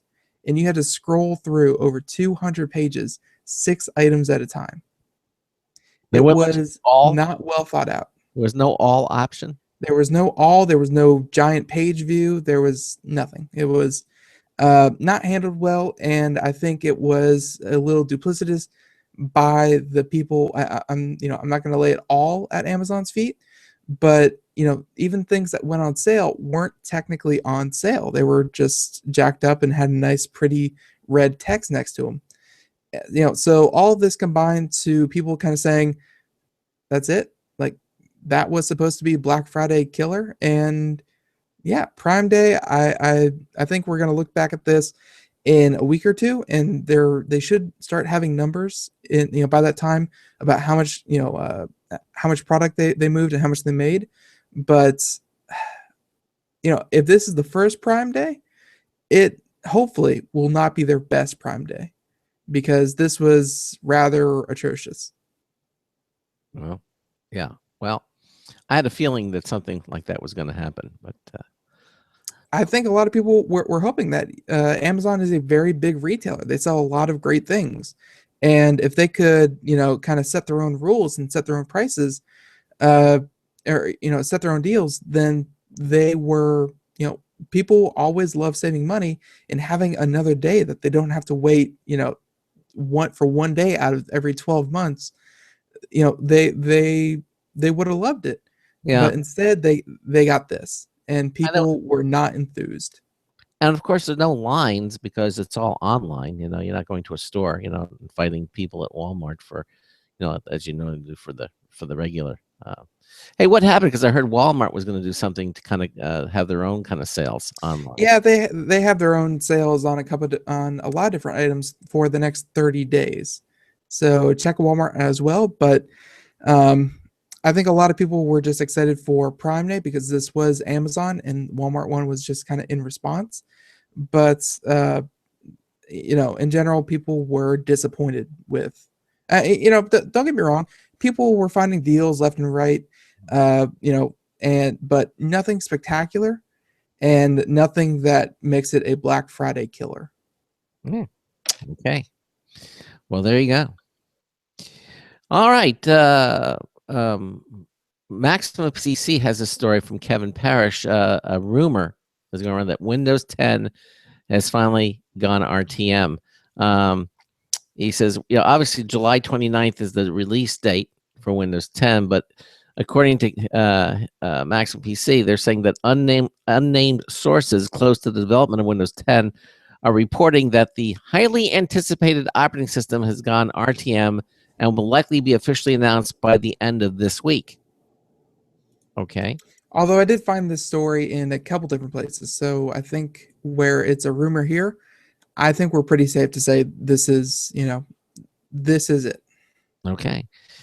So now, does that affect people like what we did? We went ahead and ordered, we asked in a little system tray and we subscribed to it. No, that still comes out July 29th. Okay. So this is just for anyone who has been actively keeping up to date with the beta build of Windows. Windows build, Windows 10, 10.240. That is going to be the build that is shipped out to all of the manufacturers of computers. So that's what's going to be loaded onto all the computers. That's what's going to be downloaded onto people's computers for the operating system. Like, that is the build that made it. So essentially, what we're saying is a 10.240 is the Windows 10 that's now feature locked. That's it. That's going out. Okay. That's what let's see. That's what Maxim PC has for unnamed quote unquote sources. Right. And again, I saw this in a couple different places. This was not unexpected. We had a couple correspondents say that a lot of companies like to get the operating system about 2 weeks ahead of time, just to start making the computers and putting them on the hard drives and shipping them out so they can be in stores. They need about 2 weeks for that. So, us being, let's see, exactly 2 weeks of the day, out. This makes perfect sense. Well, as you know, on Monday, which is just 2 days ago, Windows 10 technical preview updates were stopped by Microsoft. Okay, so so evidently this next the next update will be what we're talking about here. That's what you're actually going to get when on the July 29th.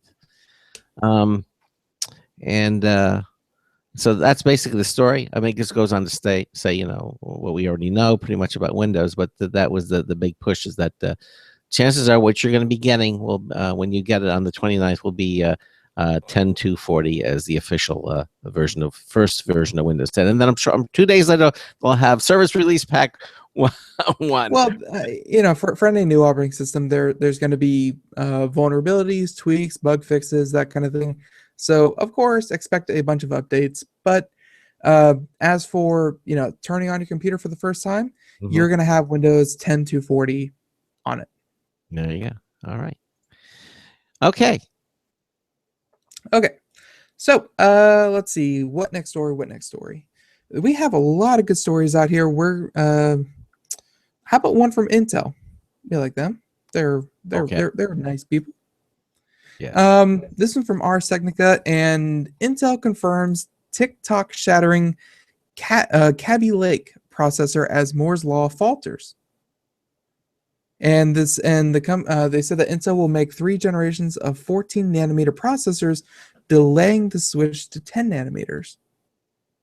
Oh, okay. Yeah. So they said that the Broadwell will die. The Broadwell die built on Intel's troublesome 14 nanometer processor. And by the way, I still don't feel like people really appreciate just how compact a 14 nanometer chip is, a 10 nanometer chip is. Like, that thing is so tiny. So for them to keep compressing it down, yes, it's following Moore's laws. Every 18 months, technology doubles, like processing speed and all that kind of thing. But it's just a law someone wrote down in a book, and I'm still impressed that they're even somehow capable of potentially matching it. But as the article says here, they're going to stick with the 14 for a while, and they're actually going to move the 10 nanometer manufacturing until the second half of 2017. Wow. Yeah. So since 2007, Intel has been operating on a staggered release schedule that alternates manufacturing processes and shrinks with major micro architectural improvements. For example, the current Broadwell processor, R8 TIC, being the first processor built on the 14 nanometer process. Later this year, they have Skylake, and will continue to be built on the 14 nanometer architecture. And it should have been a TOC, so that's what TikTok is. So for TIC is a 14, TOC was supposed to be a 10 nanometer. But instead, they're breaking tradition that started back in 2007, and they're going to stick with the 14 nanometer. This comes all the way from the CEO, confirmed that the plan has been derailed. The migration to the 14 nanometer was more challenging than anticipated, and there were issues too with the previous migration to 22 nanometer.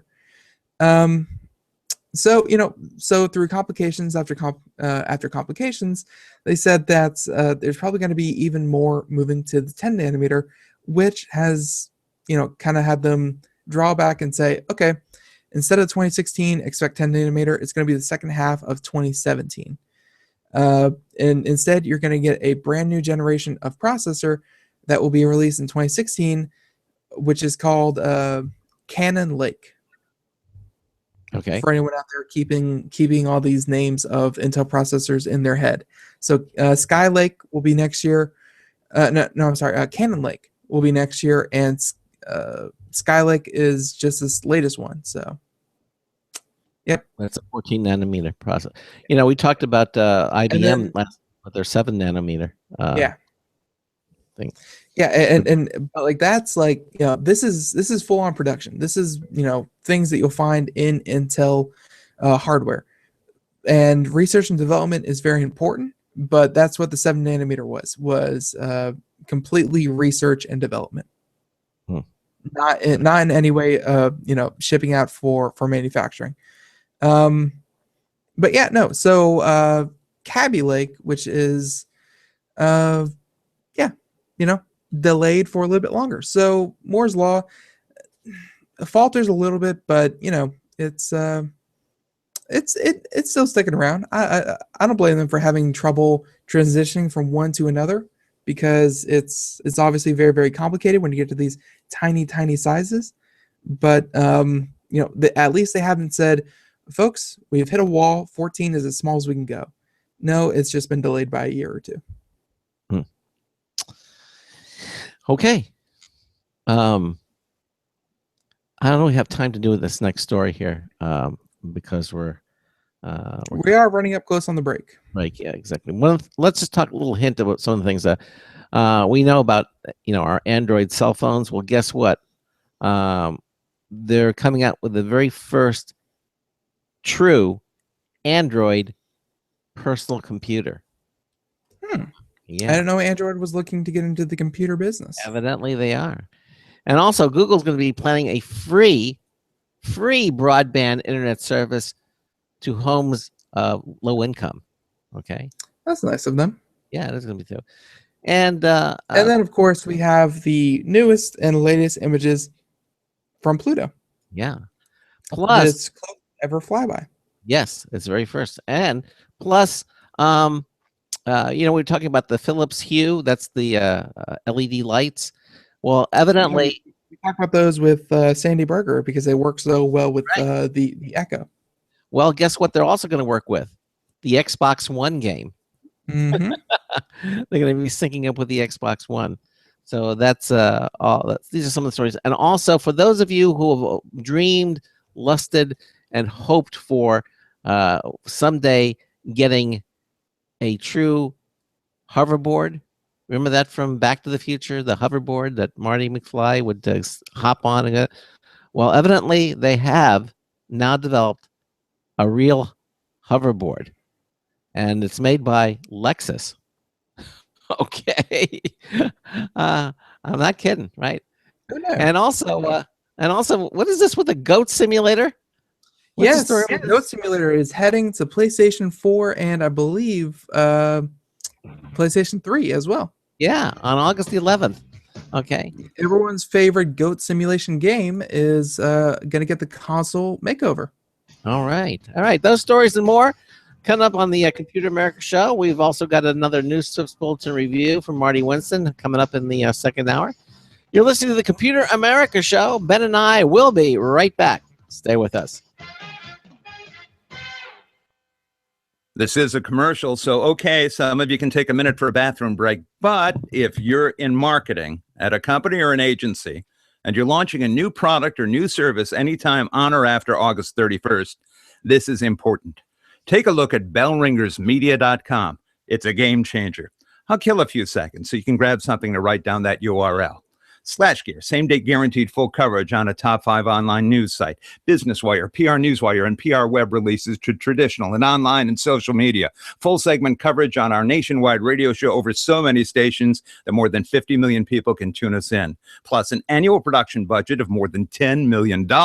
So you know it's going to be more polished and higher energy than anything else on radio. Ready for that URL? It's bellringersmedia.com. That's bellringersmedia.com. But hurry, September segments are booking now.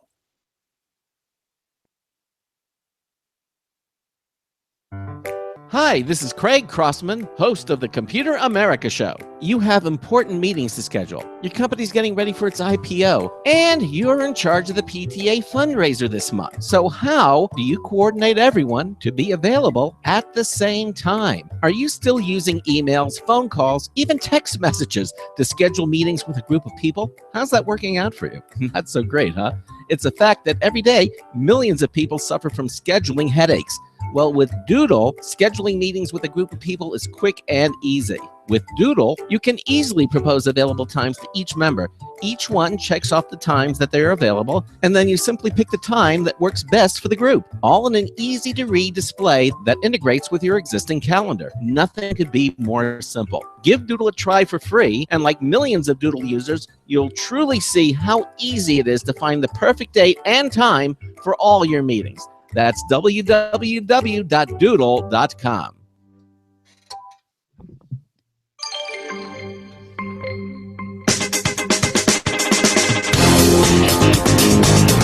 And that's how cold fusion works. Oh, Marty Winston with a News Tips Bulletin Review for Computer America, this time the Little Giant Air Wing. If we were born 2 feet taller, it'd be easier to reach up high for all the lighting gizmos we test, the access points, the home control gadgets, you name it. If we were born half a lifetime later, we might feel a little less wobbly climbing ladders these days. Since we're not about to be reborn, we got in the Little Giant Air Wing 4-foot ladder for review. The whole ladder folds flat to about 2 inches, but unfolds to a unique 2-foot stepladder configuration that's overall more than 4 feet tall and can hold 375 pounds.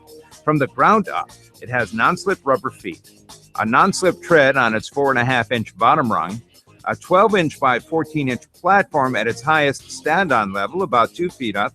Then the side rails continue another couple of feet to a top crosspiece. Lean on it as a belly or butt bar to feel more stable. The crosspiece has a tray to hold tools or hardware, and underneath on each side, a hole that can hold, for example, a screwdriver. Bottom line, Little Giant Air Wing 4-foot ladders give you a little extra height, right, and absent any fright. Marty Winston, News Tips Bulletin for Computer America. Welcome back to the Computer America Show. Here, 33 minutes past the hour. That was Marty Winston with a News Tip Bulletin Review. And we thank him for those. And we're doing computer technology news brought to you by SlimWare Utilities. We're going over the news stories of the day. And Craig teased a bunch of them. So we're going to let him choose which one we come back with. Well, I think that Remix Mini. It's called the Remix Mini, dubbed the first Android PC. This from, again, Maximum PC, Kevin Parrish. And I wasn't aware either. I mean, Android, you always think of phones, right? The Android operating system in the phone. Well, evidently, the Remix Mini is going to be the world's first quote-unquote true Android PC. It's developed by a Chinese company, Jide Tech, and they're seeking $50,000 over the next 44 days. And it's already gotten about $100,000 from 1,500 assorted backers as of the article. Well, as of this reading of the article, here on Computer America, it's now up to $168,000. Wow.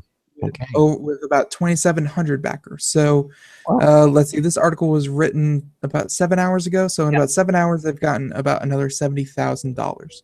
Wow. Well, here are the specs. Okay, the Remix Mini measures just it's 1 inch high, 4.9 inches in length, and 3.5 inches wide. Okay, and packed into that is a quad-core, 64-bit, all-winner Cortex A53 SoC processor clocked at 1.2 gigahertz. It's got 1 gig of RAM and 8 gigs of internal storage. Okay. I know a lot of Android phones have a lot more than that in the phone and just the phone. But anyway, this PC, that's what it has. Now, in addition to these features, it'll have 2 USB ports. Then there are 2.0 ports, an Ethernet 10100 port. It's not gigabit speed. It's just 10100, an HDMI 1.4 port, and a micro SD card slot. And there's also wireless N and Bluetooth 4.0 connectivity, and the company's Android 5.0 Lollipop-based Remix OS operating system. So what do you think this model will be with all these features, man? Wait. Say that again? How much do you think this computer is going to cost with all these features? Well, it's an offbeat, off-brand, off-style computer, but it is a computer for all a computer is supposed to be. So, I probably wouldn't put it more than, $80. $30. $30. Yep, and that's let's see. Wait, we know about the I can't even say cherry, Raspberry Pi. That's right. Yeah, it's cheaper than the Raspberry Pi, and there's a Raspberry Pi 2 with a little bit more features. I think that one is about $35. So this is actually cheaper than a Raspberry Pi 2. Yep, and it comes with the Android operating system built into it. The Raspberry Pi requires, I think, Linux. Yeah, but this has the Android. Now they are planning to sell a model with 16 gigs of internal RAM and 2 gigs of RAM. But the model for that upgraded version is $50, so $20 more. That's not so bad. So basically, you can work with the entire Android ecosystem, and yet you still have, intuitive PC features like the taskbar, multiple window, multitasking, mouse and keyboard support, all these things. And this is all on the Kickstarter because this is a Kickstarter project. A standard desktop consumes 60 to 240 watts. This computer only uses 10 watts of power. That's very impressive. Now, another selling point is that this Android PC has access over to 1.5 million apps. This is basically they have access to all of Google's suite of services, and basically that's it. So it's basically you have everything that the Android operating system has to offer, but now you have it on an actual computer rather than just on a phone, because Android is always a phone. Now you have it on a PC. Yep, and for $35, this also, if you already have an Android phone and you have access to the App Store, you've been investing heavily in Android apps. You can take all those and use those on this quote unquote PC. Yeah, there's really no porting because it is an Android system, and it'll ship in October. And if you invest $20, you'll get the 1 gig of version of with memory. Otherwise, it's going to cost $30 when it goes retail later this year.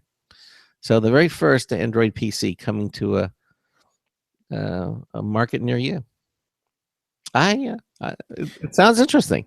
Sounds interesting. It's obviously going to be a very niche product. I don't see this taking over the current winner, which is the Chromebook, in terms of cheap computing devices, because this thing is going to be kind of like a standalone, provide your own monitor, provide your own keyboard, provide your own everything. Mm-hmm. And this is just going to be like a little hub that you plug everything into, and bam, there you go, you have a PC. So yep. it's gonna go head on with like the Raspberry Pi. It's gonna fill that space. Yeah, I think so. Yeah. Although the Raspberry Pi, again, you're working with Linux. Here, you're going to be working with Android. Yep, and let's see. Yep, okay, that's true. I don't know. But let's move on to this next story. How about Goat Simulator? Oh, okay. The Goat. And here, I'm going to throw up a little highlight video I found of Goat Simulator. And it's, for anyone who's never heard of the game, Goat Simulator was released on Steam Greenlight project.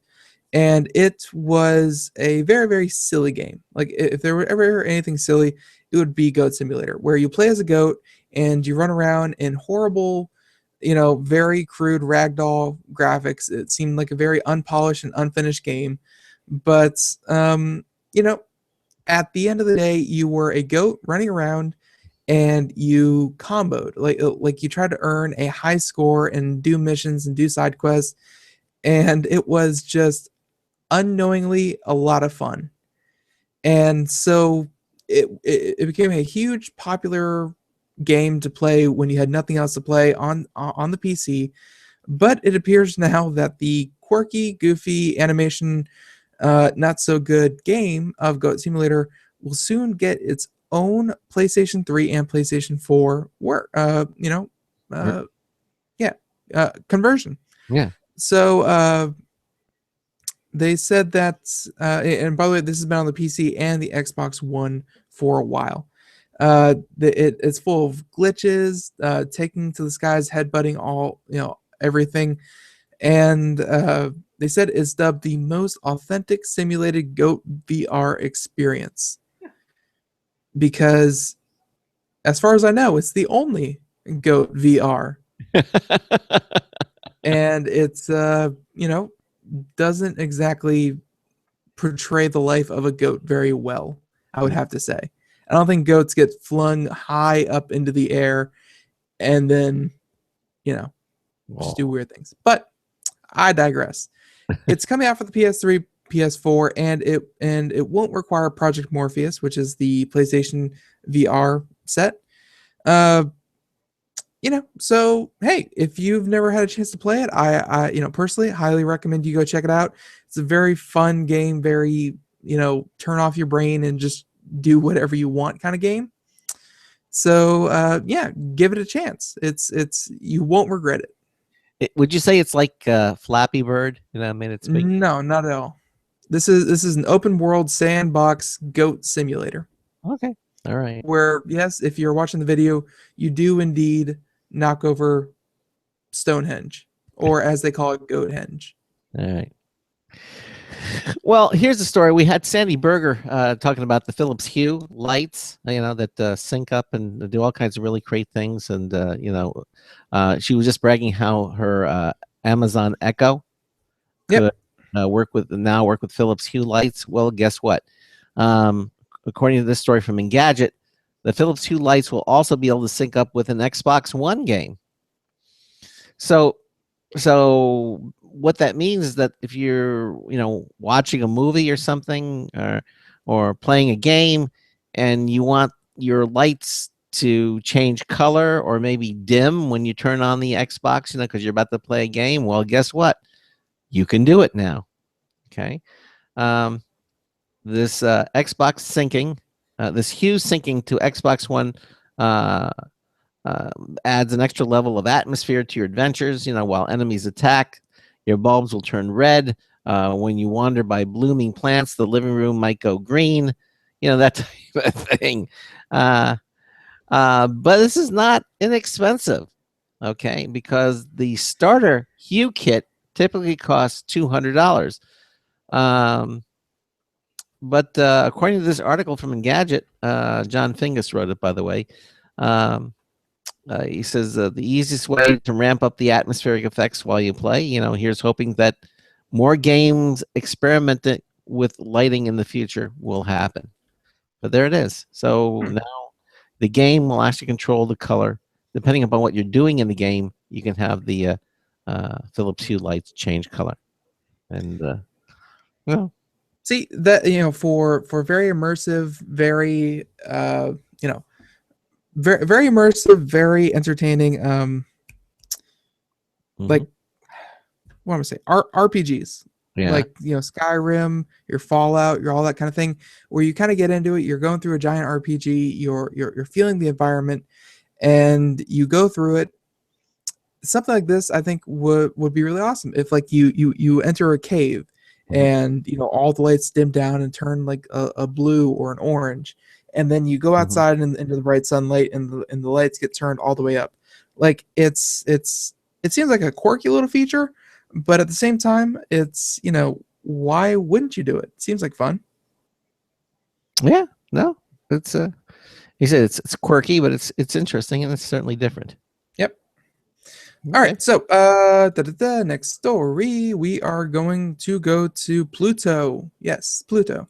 Hey, Pluto. We actually have a resident space enthusiast in the chat room who actually, just corrected my thinking in that the New Horizons satellite or telescope or whatever you want to call it, recently completed its mission, because I thought it was going to orbit Pluto for a little while, but in fact, it was just a flyby of Pluto.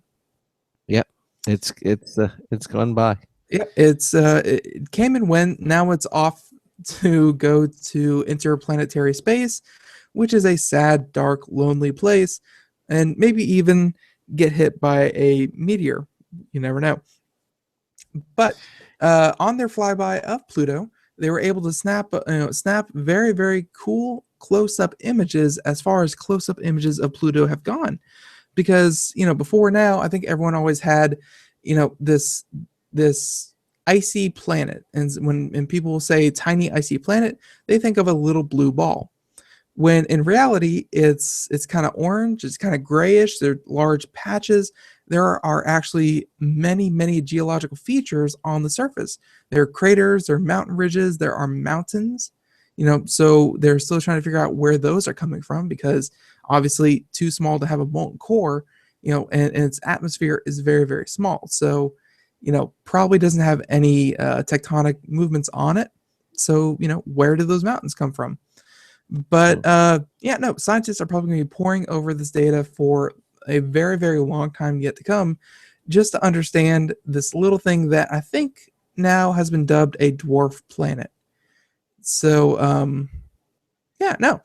go check out the photos. It's I'm sure if you just typed in images of Pluto, you will get either a dog or you will get this planet. Yeah, I saw that thing where they show Pluto, and it looks like it has a heart-shaped area, but now that they've superimposed Pluto on Pluto, the dog, and you look at it without it looks like Pluto the dog. Really. Exactly. So, but go check them out. It's something that is like took what 10, 11 years for this thing just to get out there. That's right. And it and all of it culminated in like this 3 minutes of taking these photos and sending them back. Job well done to NASA for nailing it, and I think it was really awesome for them to live stream the event and release these pictures out to the public as soon as they were able to get them. It's very cool. Yeah, very cool. Okay, the iPod isn't going anywhere according to Tech Hive, and Apple's hasn't really done much within 3 years without a major update. But yesterday, Apple refreshed the iPod Touch, Nano, and Shuffle. Only the Touch model got the real big overhaul. They've added colors. They have gold, dark blue, and pink. But the iPod Touch is the only model to get some new features under the hood. The Touch will come with iOS 8.4, access to Apple Music, which isn't surprising because, hey, that's what the iPod's all about. But the new version also gets a 128 gigabyte model to the lineup for $399. Wow. Yeah. A 16 gigabyte iPod Touch will run you $199, and a 32 gig for $249, 64 gig for $299. And all models are available in the Apple Store today.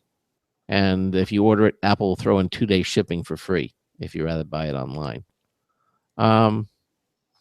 So that's pretty much it. The iPod Touch's camera catches up with the iPhone 6, going from 5 megapixels to the new 8 megapixel version. So they've upped that.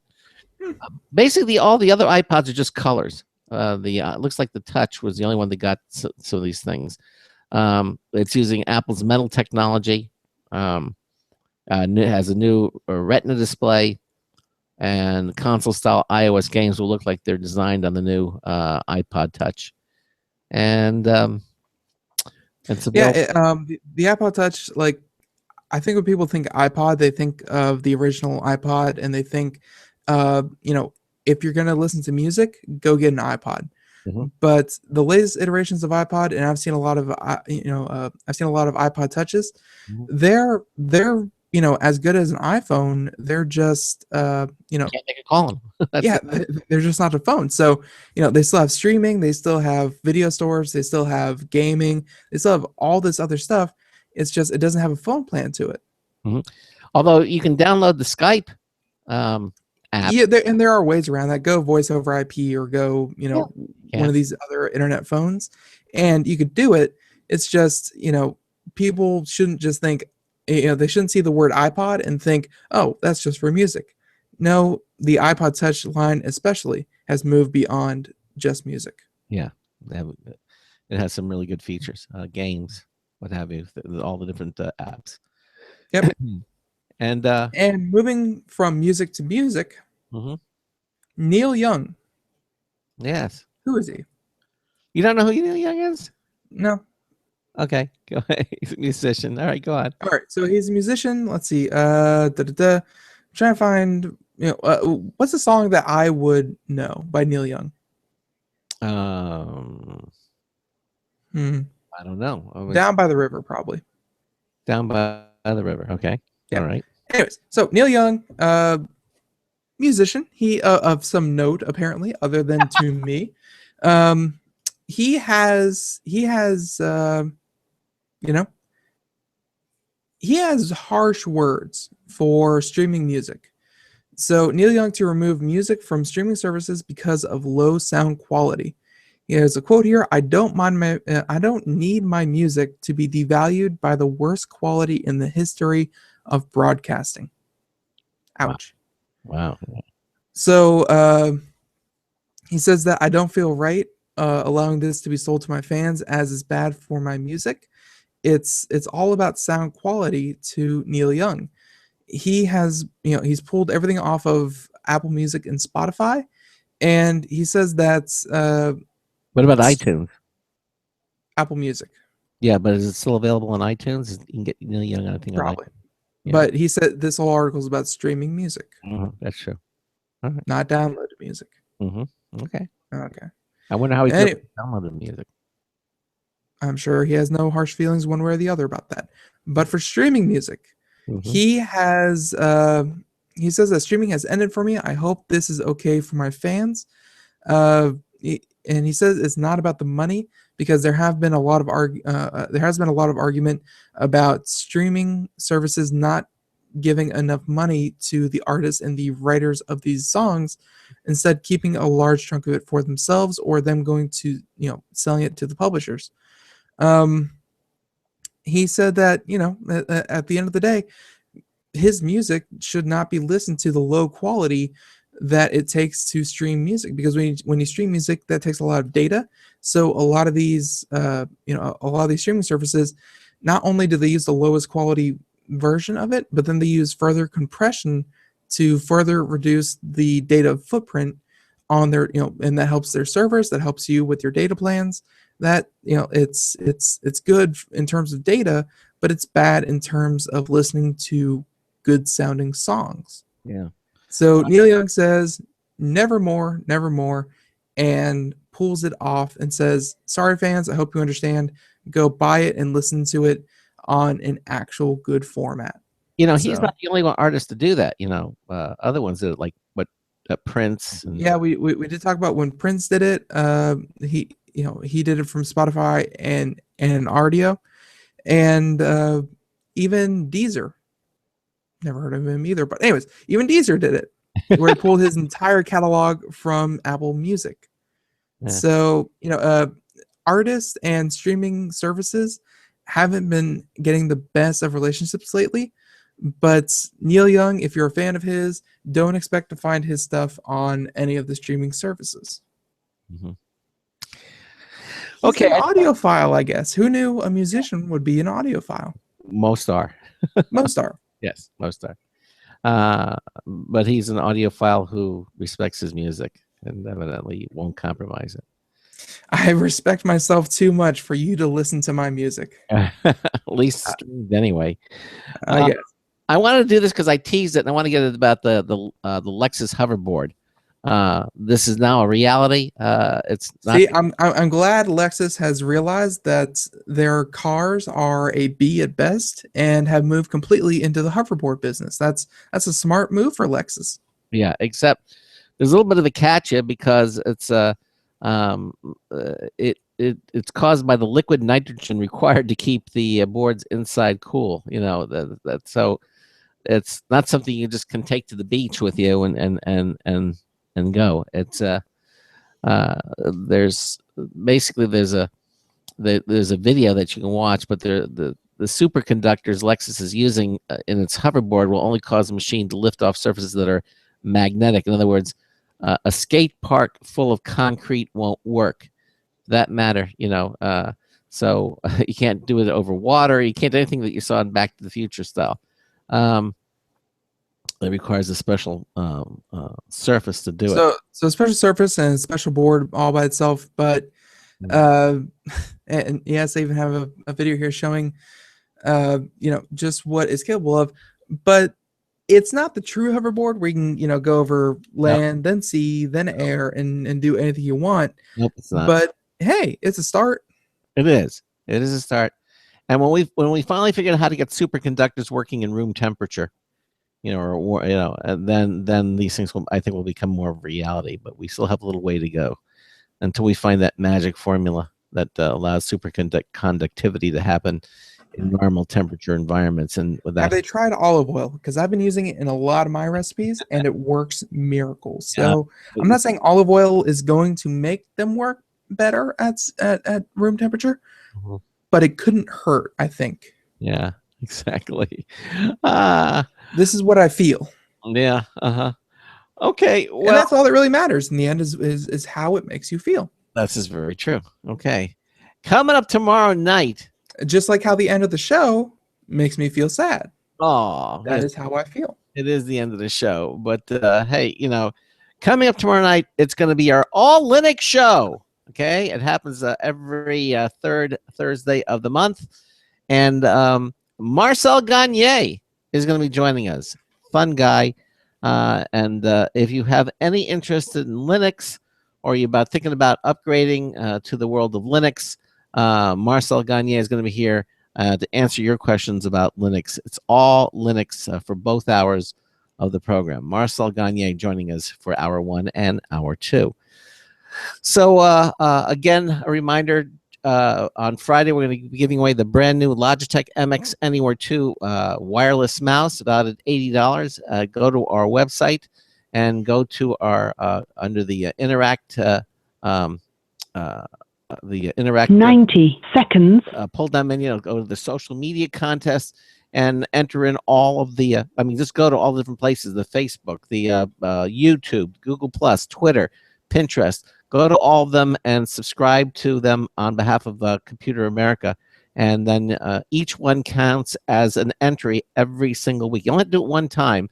And then every week you'll have that many entries to win this really nice mouse, the MX Anywhere 2 wireless mouse. 60 seconds. That we're giving away. Again, I want to thank all of our guests for being here in the first hour. From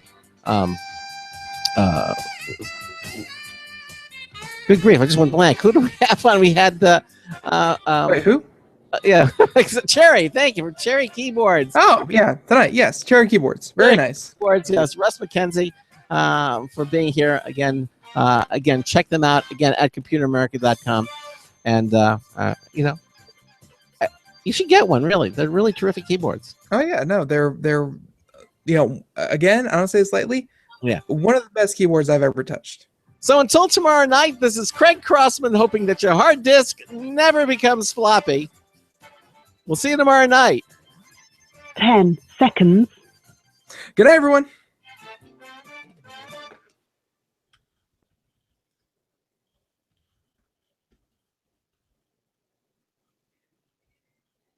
Thank you for using Blog Talk Radio. Goodbye. Okay, everybody. Thanks for watching the live video stream. Again, Ben and I will see you tomorrow. It's our All Linux show with Marcel Gagne. You'll have his wine of the month too with him tomorrow night. So we'll see you then. Take care. Bye-bye. Bye, everyone. Good night.